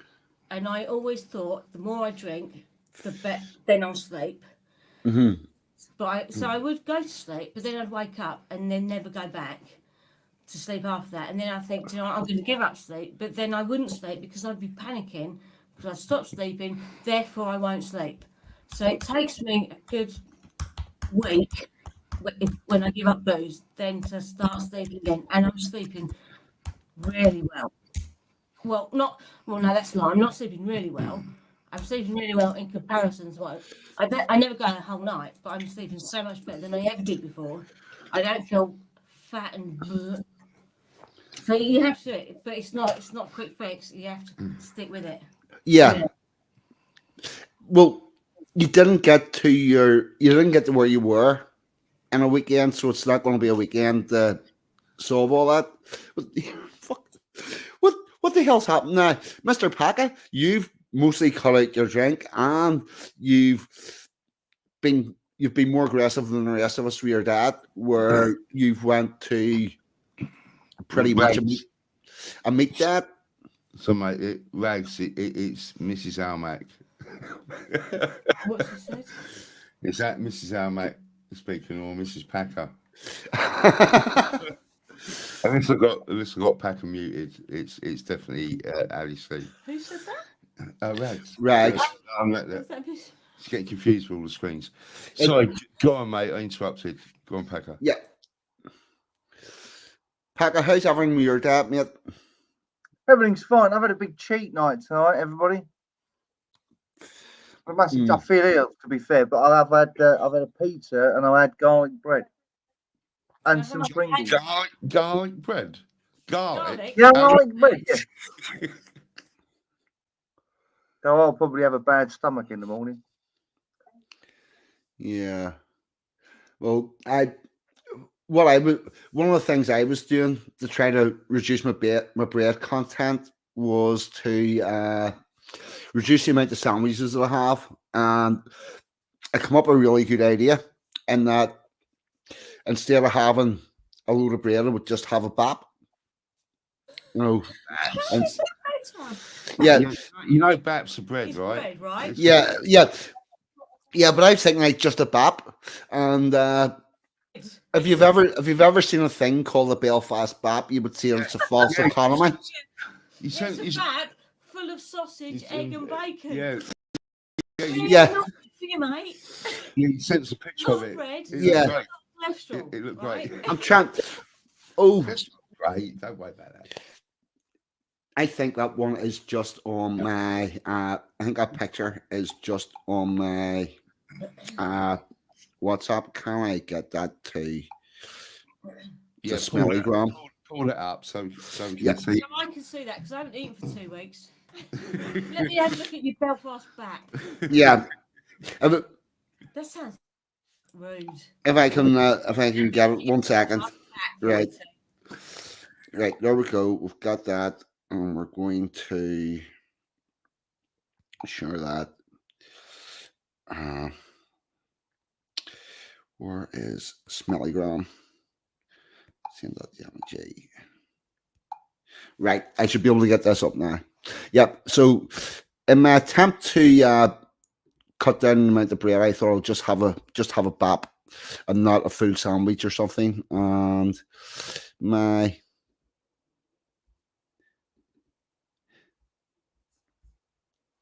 bap looks a bit like this. Please, just stop saying back. Bap, baps, baps, bap, bap, bap, bap, bap. Right. Fuck. It's a nightmare getting stuff.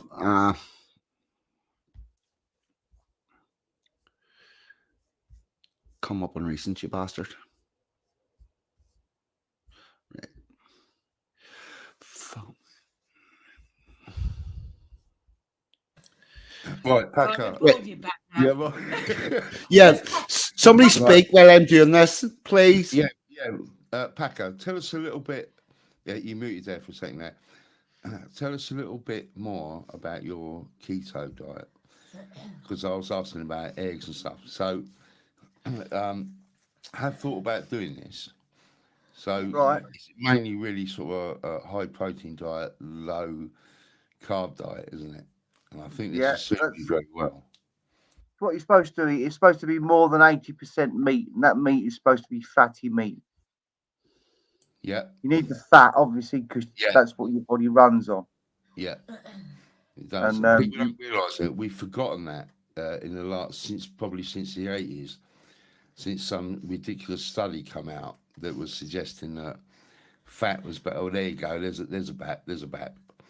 That, Yeah. that, When they told you that the fat was bad for you, that's when they started lying. yeah, and it was like sugar was okay, and they started making products that were low fat. Was that essentially that meant that it was high in sugar, Yeah, and just had no nutritional benefit whatsoever.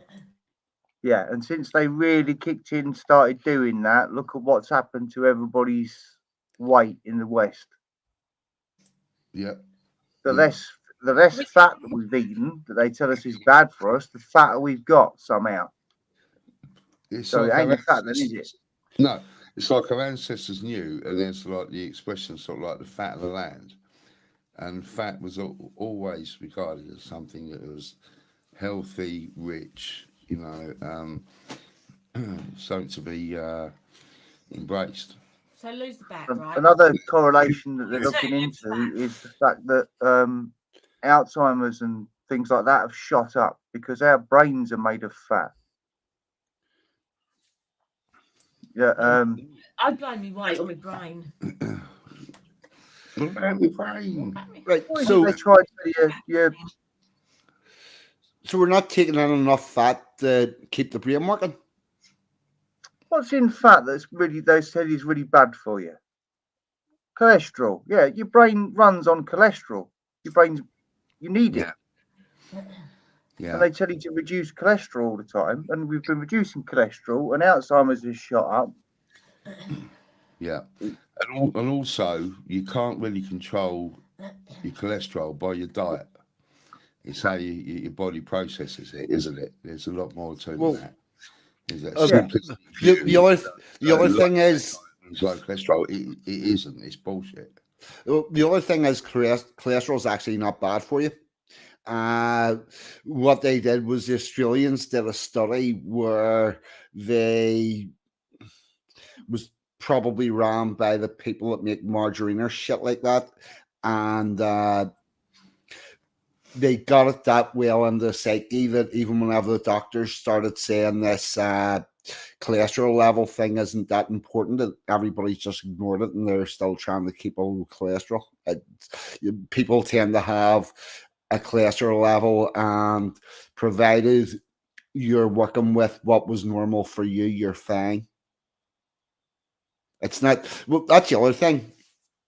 It's like you stand 100 people up against a wall and you measure them and you'll find that some are 6'4" and some are 4'2", and every one of them, despite being humans or individual, have different blood pressure, different pulse rate, different cholesterol level, and this idea of trying to make everybody the same and trying to get everybody the same level of everything is utter madness. And if you take it to the extreme, you end up like that Spanish fucker, wherever it was from, that had a bed made and everybody either got fucking stretched until they filled the bed or had bits cut off them until they were small enough to fit it.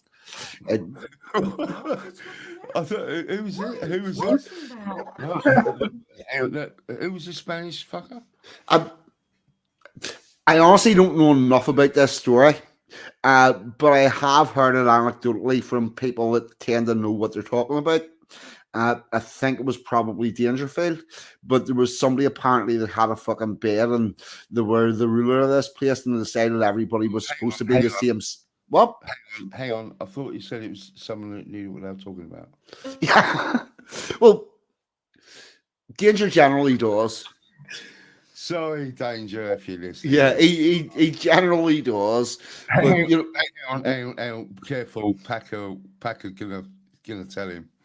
no, well, it's in there along with that fucking fountain from Darger, or however it is you pronounce it, that turned out to be true, and a story about the map covering the land that turns out to be true. Forges or something like that. Yeah. Forges and all that sort of stuff. Well, there was this other fucker that decided everybody should be the same size, and he had a bed made, and the measured people against the bed and either stretched them to fill it or cut bits of their leg off to make them fit. Sorry. It's not, you know, it did end up with everybody the same size, but none of them are fucking functional. Is this a true story? No, funny enough, I ain't heard about that. Apparently, allegedly. I don't know. I'll need to look into it. So I've got Billy Boggs. He's saying that he can control cholesterol by diet. You can. Right? You can. Cholesterol and diabetes, you can control by diet. Yeah, diabetes. Yes. But I don't believe that you can control cholesterol by diet. That's now pretty much debunked. Oh, sorry, go on. They also think with cholesterol, they assume it's going to be overweight people. My mum No, don't be overweight. They've told my mum she's got cholesterol and she weighs like 7 stone. Yeah. She probably needs it. She probably needs a cholesterol. Tell her to leave it alone. Teeny tiny. She's like a little Polly Pocket. And they just, I believe. How old is she now? 95. Are they trying to put her on fucking statins? Yeah, well, she's Really? Yeah. They're trying to put on. She's Well, no, 95, she's and they're trying to get her on 95, right. statins. But I truly Fucking believe hell. they won't care. They won't be satisfied until they tell everybody you're diabetic and you have high cholesterol and blah blah and whacking everybody on medication. They don't care. That's what they want. Everyone is thing is, everyone is pre something. Everybody is pre-diabetic. Everybody on the planet is pre-diabetic. Well, Yeah, I'm premenstrual. yeah. But everybody's pre something, but they won't be happy until everyone is diabetic. Yeah. They just Well, won't. I heard someone put it this way. They said you wouldn't, if someone went into the doctors and it turned out they had a nut allergy, you wouldn't hand them an EpiPen and say, "No, you crack on eating nuts." But they'll do it. They'll do it if you're allergic to sugar. Well, I love nuts, so I reckon that I'll carry on eating nuts and have the EpiPen. I think that's what I'll do. That's what they do with diabetics, though. You know, you crack on eating sugar. Yeah. Well, that's it. It's metformin. It's like you know, you carry on with your shit lifestyle. Anglo, look, I told you that Anglo likes Mrs. Mac. Yeah, she's all right. She's all right. I can't remember where I was the other day, right? And I was in the chemist or something, and they said to me, like, "Are you on any medication?" So, like, I'm 59, and I just turned around. And She said, doesn't look it, by the way, people. She looks said- like it's she's like, like I 39. was going in to get Solpadeine Max or something for you, actually, not for me. For you. What? I went to For me? I went into chemist and they said, like, are you on any medication? No, I'm 59. I don't look it, but clearly I'm not 25 either. But she said to me, "Are you on any medication?" I said no, and she looked at me Yeah. like I was lying through my teeth. And I thought, a little bit rude, thinking just because I'm of an age, I should be popping pills, and I'm not. There's fuck all wrong with me. You know, don't look at me. Big 'cause Pharma hates you, doesn't it? Big Pharma absolutely hates you. Yeah, Yes, but what you also need to understand that in Great Britain, something like 3 out of 4 women are on some form of psychedelic or like antidepressants or psychological treatments, which means that at least 1 in 4 is walking about untreated. That didn't go down well, did it? No, no. But the reason why they expect everybody to be on tablets is you can't get out of the doctors without them, and they tend to really like to get you on the stuff and then just keep you on it for the rest of your life. It's almost like somebody was making money out of selling the product. Who would have thought it? Yeah, you would have thought that. We no longer have medicines that are designed to cure an illness. They're designed to keep you running as long as you can with that illness that needs our treatment. You know, Yeah. I'm pretty sure at some stage in the past, the idea of the doctor was to try to fix you.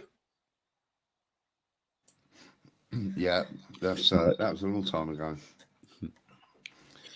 They're just sales reps for, you know. But the thing, Pfizer. I haven't been to the doctor in years, and it's got nothing to do with lockdown and blah that's gone on before since that. I just don't go to the doctor. So when I have rung up, you know, you ring up and you have to do it at 8:30 when the surgery opens, and then they call you back. The doctor calls you back, and then they decide whether you deserve a face-to-face or not. And each time I've done it, it's because I know what's going on. And my doctor has said to me, he has no idea who I am because he's never seen me. Literally has never seen me. He speaks, and then he says to me, "What do you think I should do?" Oh yeah, they do that now. The it's doctor asks like- what medication do you want? One of the times I had really Fucking bad mad. earache, so I just thought, So get Right, all get right. rid of your boyfriend. right, That's all what they do. right, I thought maybe I've got an ear infection. Rang the doctor and said, "I've got chronic earache. What do you think I should do about that?" I said, "Oh, I don't know. Maybe give me some antibiotics. Perhaps. I don't know. I'm a secretary. You're the doctor. That's what he did, didn't And he? he That's said, what- all right then, do you want pills or do you want antibiotic spray in your ear? Fuck's So sake. I don't It's actually- ridiculous, isn't it? One way or the other, I don't care, mate. Whatever. And a few months ago, my dog pulled me over and it really hurt my shoulder. So I rang up Hang the on, I doctor. thought you said you ain't been to the doctor for No, years. this is on the phone. All right, okay. Again, It sounds like you're always phoning the doctor. no, the earache was about 4 years ago, right?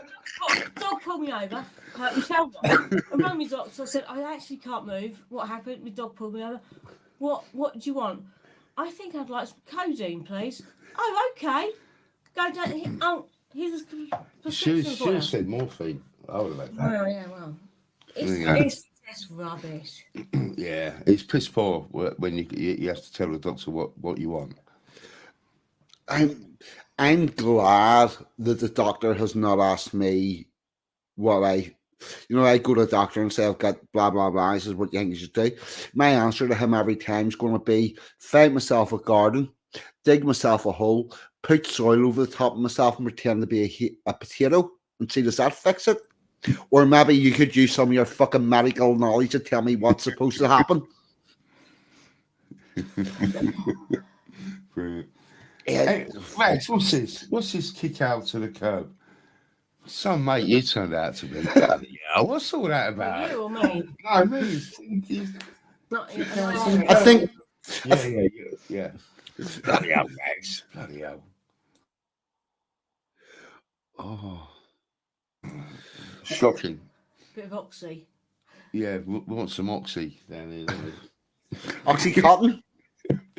That's the one. Absolutely. That's the one. Oxycontin. Is that Dot's mate from EastEnders?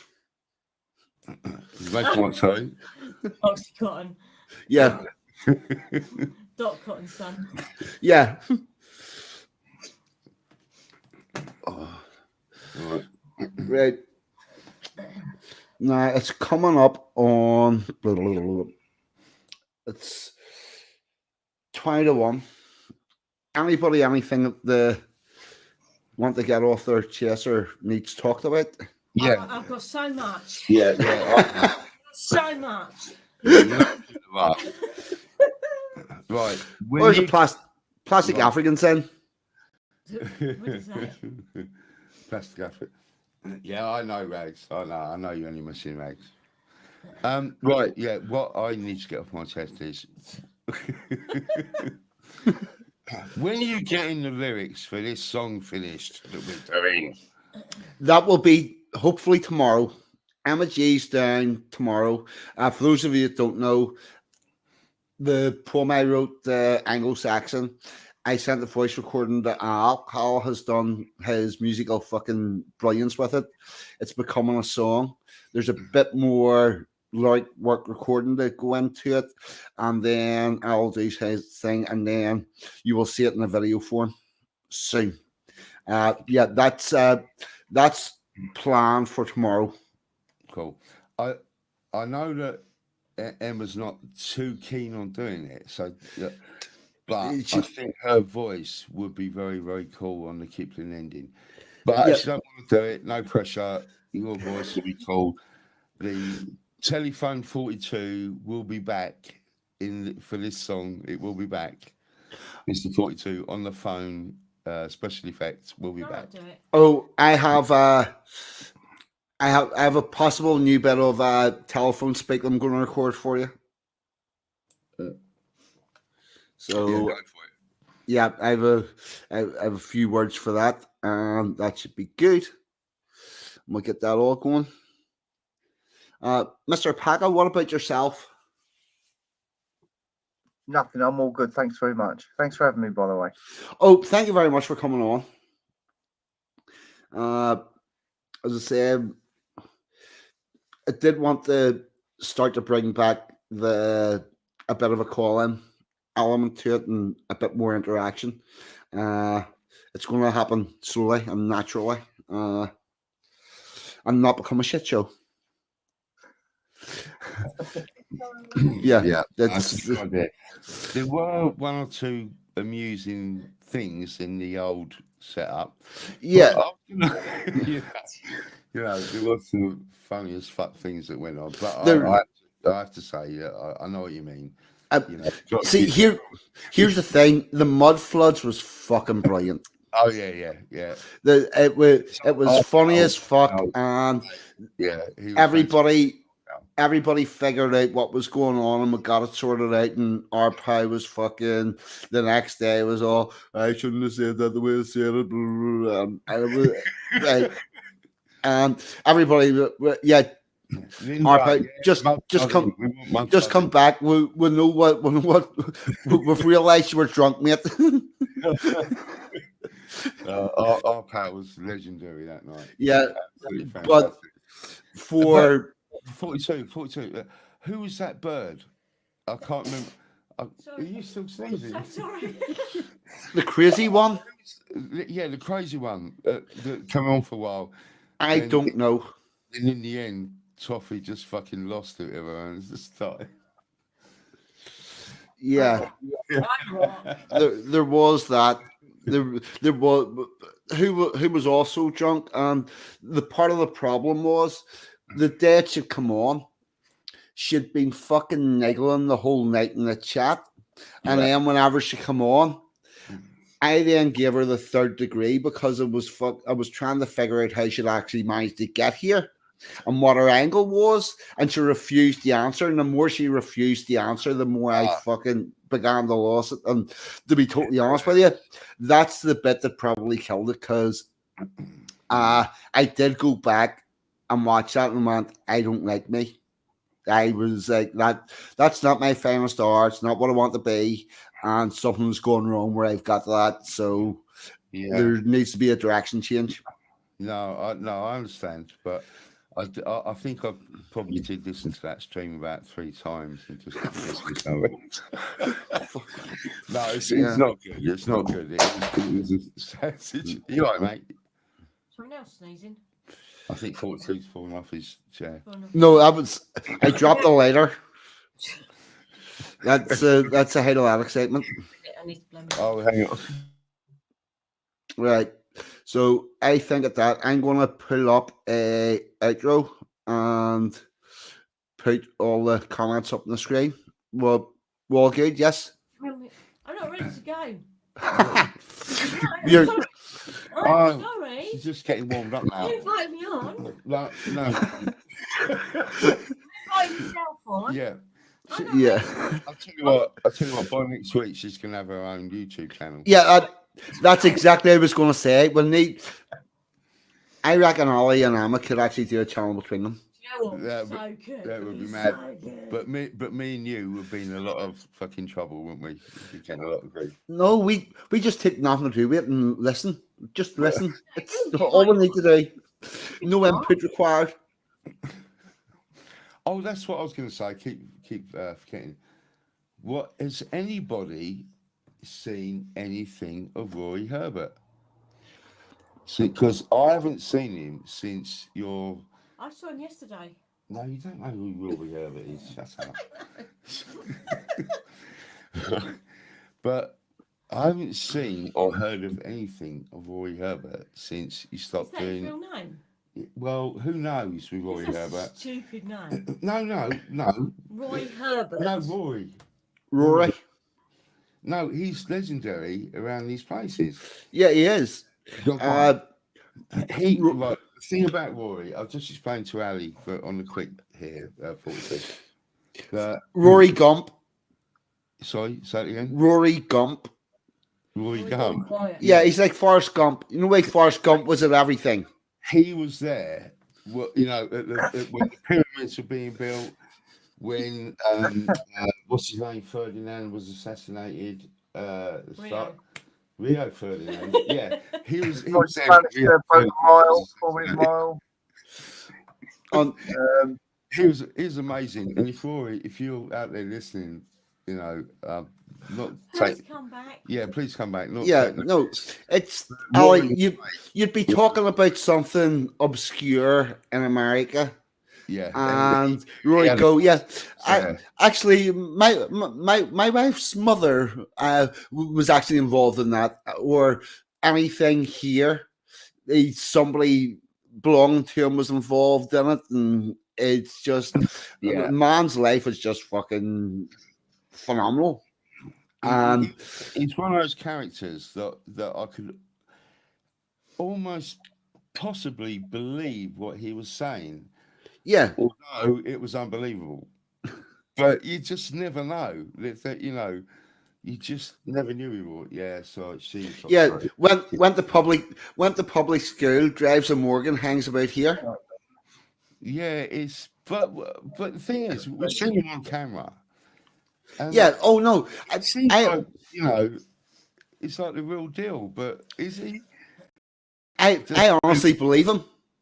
Yeah. Well, I think he's genuine. Yeah. I honestly believe he's genuine. Quite simply, nobody's got the bandwidth to invent the stories that he's got. No. I think I'm not sure Packer's so convinced. Would you think? I believe Rory. I think he's genuine. Well, I think he genuinely exists. Yeah, no, I mean, I don't think he's lying. Well, it's really. I mean, that'd be really weird, wouldn't it? Well, I'll tell you what else Rory does have. He has a really good knowledge of what his ancestors did. Yeah. Yeah. And it's not crazy. When you think about the stories of the people that Dangerfield's met and sat down and gone to parties with and spent time with, and it's just like, to the likes of me, that's just bizarre. Well, but to him, it's perfectly normal. It's just happened. Yeah, I know what you mean.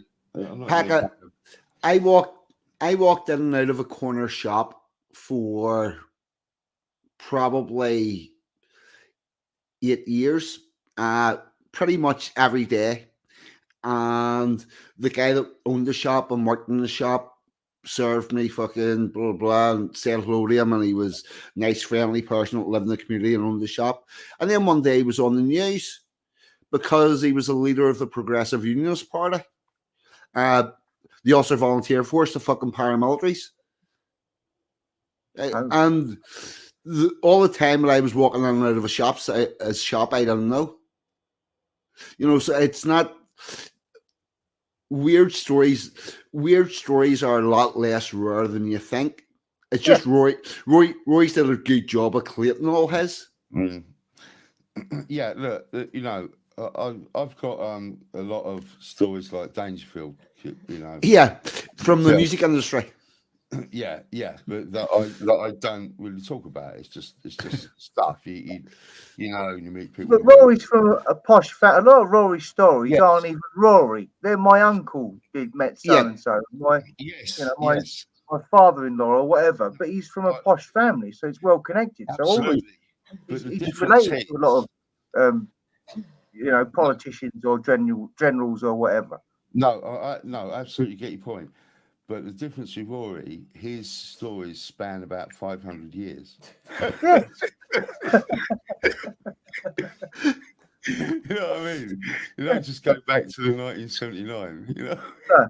No, I can tell you about who he's related to that went for a cup of tea with Oliver Cromwell. I get that.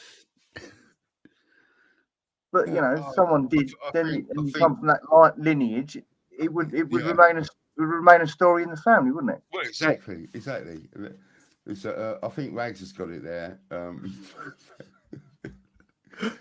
He's working for Hills. Are you working for Hills Up Harris, Packer? Who the fuck is that? You know, consortium. Are you part of a, you know, become president? Hills Up Harris is Kamala Harris. Hills Up Harris, yeah.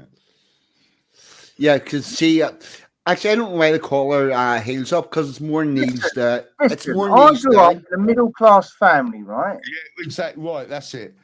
You proved it. Right, he's a Fed. He's part of Hills Up Harris. He's a Democrat. 42. A white dude for Harris. I'm a mod as well, can't I? Packer, you're banned. No, I think Regs was trying to say that Rory's a fate. I think that's where you've misfired. Oh shit, was it? Hang on. Was Rory not Packer? He was calling it a fate, I think. Oh, sorry. Sorry. I'm really sorry, Packer. Packer definitely isn't a Fed. He's not working for Hills Up Hands. I've been called For worse. saying Packer is a Fed to. I don't know. I'm confused now. I'm confused. Yeah, no tap. Absolutely no tap. Turn that tap off.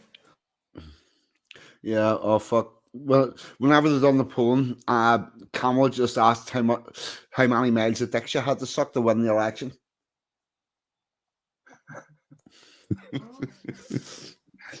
Oh, dear. She was like, well, that's how she got everything else that she has. Yeah. She's the blowjob queen. Yep, Come wrong on. about with rappers and all sorts of stuff. Yeah, I mean, she's thick as fuck, that woman. She's Yeah. she's a nasty piece of work. If the Americans vote for that woman, then that is literally the end of Western civilization. We can all say, kiss our asses goodbye, and just, that is it. That is it. Do you know the only person more powerful than the President of the United States? Oh, yeah. Is it Sepp Blatter? Yeah. Sepp No, Blatter. no, it's the manager of the football, isn't it? Who? Oh my God, I can't remember. UEFA. Yeah, yeah. You remember when I used to want to be Yeah. Alison Block? Yeah. So the only person more powerful than Prime Minister Is is the guy in charge of the whole football blah. Sepp Blatter. Yeah. Except, Yeah, it just went down a weird turn. Never mind about that. That's a little bit. who reckons the last World Cup was rigged? I was just getting a bit She bored. doesn't know Heels Up. She doesn't know Heels Up. There, she says. Yep. Who reckons the last World Cup was rigged so Messi won it? Sorry, mate. I was talking over you. What was that? Who reckons the last World Cup was rigged so Messi won it? I don't know. Oh, I don't know. Probably not. I don't know. well, we'll see whenever the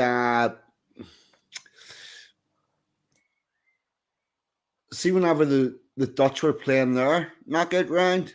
They got fucking Argentinian referees who were supposed to be sent home whenever Argentina qualified for the knockouts. Right.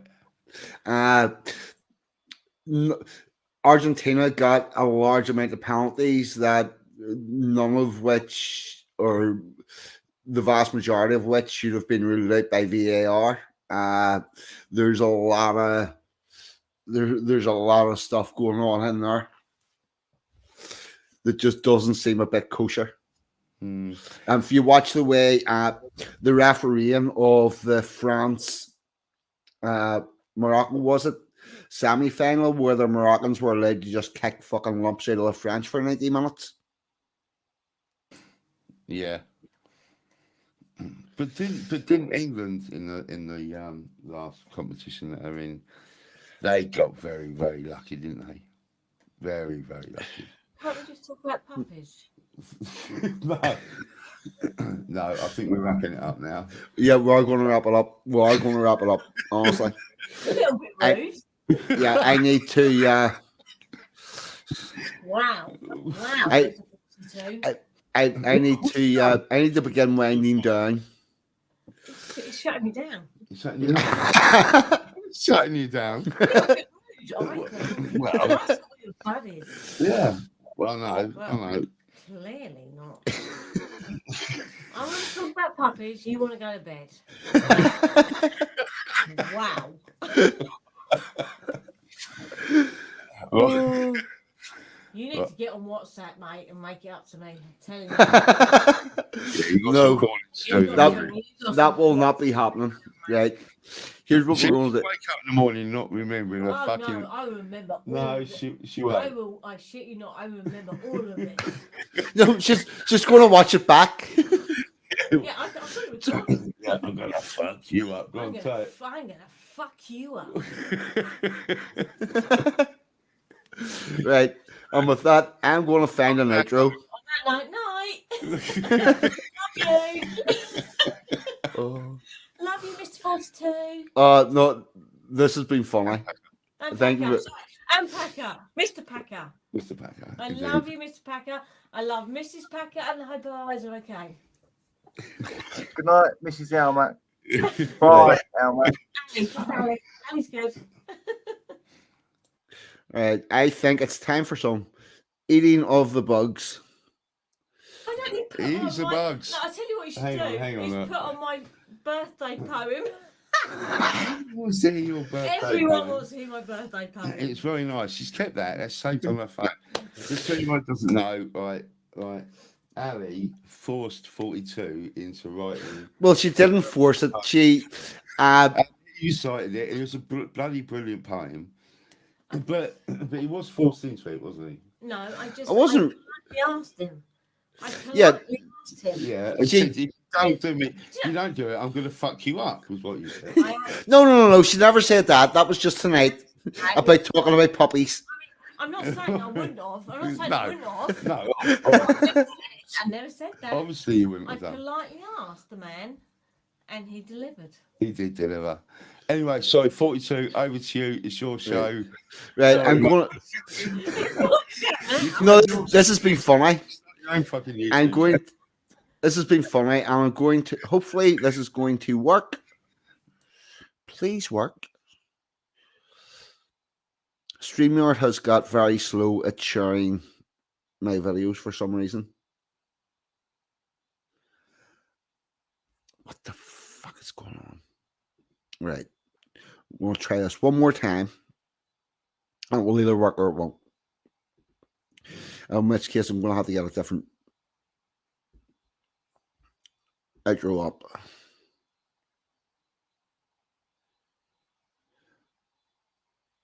Speaking. Welcome to the Resistance.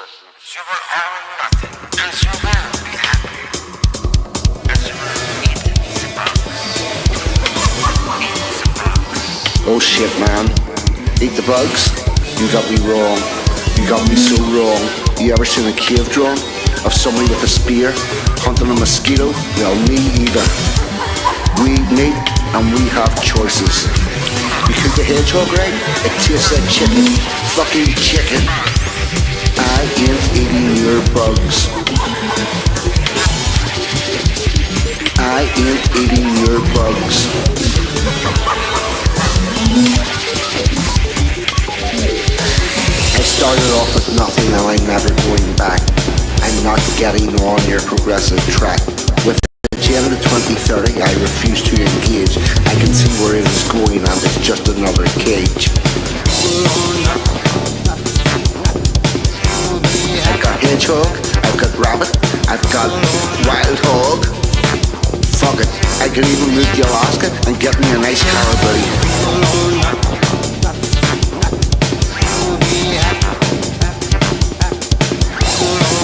Fuck it, I'm not eating your bugs. They're trying to take away what I fought so hard to get, so I'm going to say no to your cattle car trade. Eat the bugs, live in some communal pod with no fucking privacy. Oh, nothing and be happy. I've seen the people with nothing and they don't look happy. Eat the bugs, live in some communal pod with no fucking privacy. Oh, nothing and be happy. I'm not eating your bugs. Fuck it. Fuck it.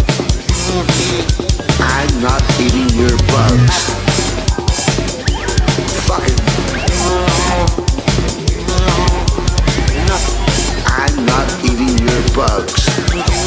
Fuck it. Fuck it.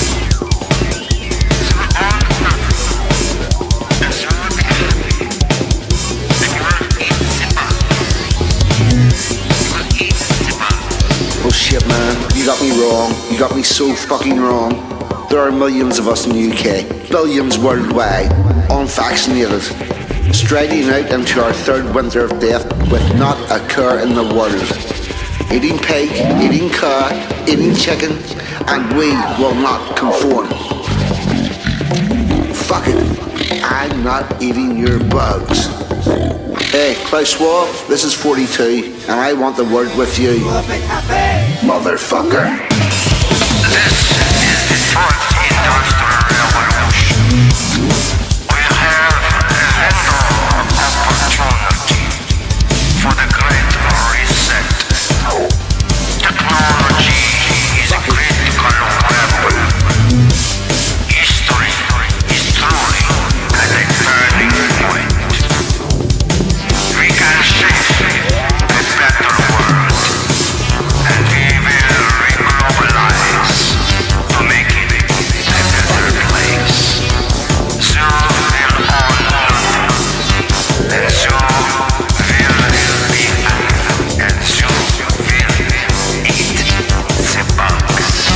got me talking. Why is United Nations in charge of Stonehenge? Keeping me away from the stones? That's not world heritage, that's British heritage. You're getting to a point where the people just want to be left alone and going to get involved. Tell me again, why is United Nations running Stonehenge? Fuck it.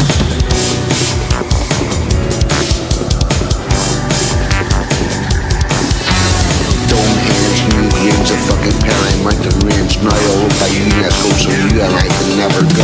Fuck your 15-minute cities and your Internet of Things. We are going back to nature, see what that life brings. We had a good look at the farming new day, so we hook up with the Woodlander and take our shit off grid. Fuck it. We hook up with the Woodlander and take our shit off grid. Fuck it. We'll hook up with the Woodlander and take our shit off grid.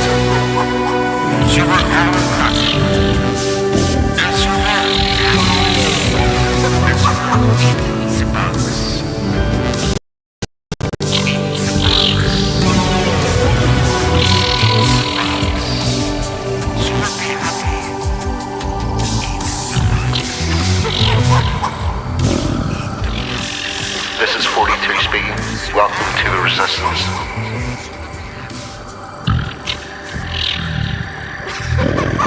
Fuck it.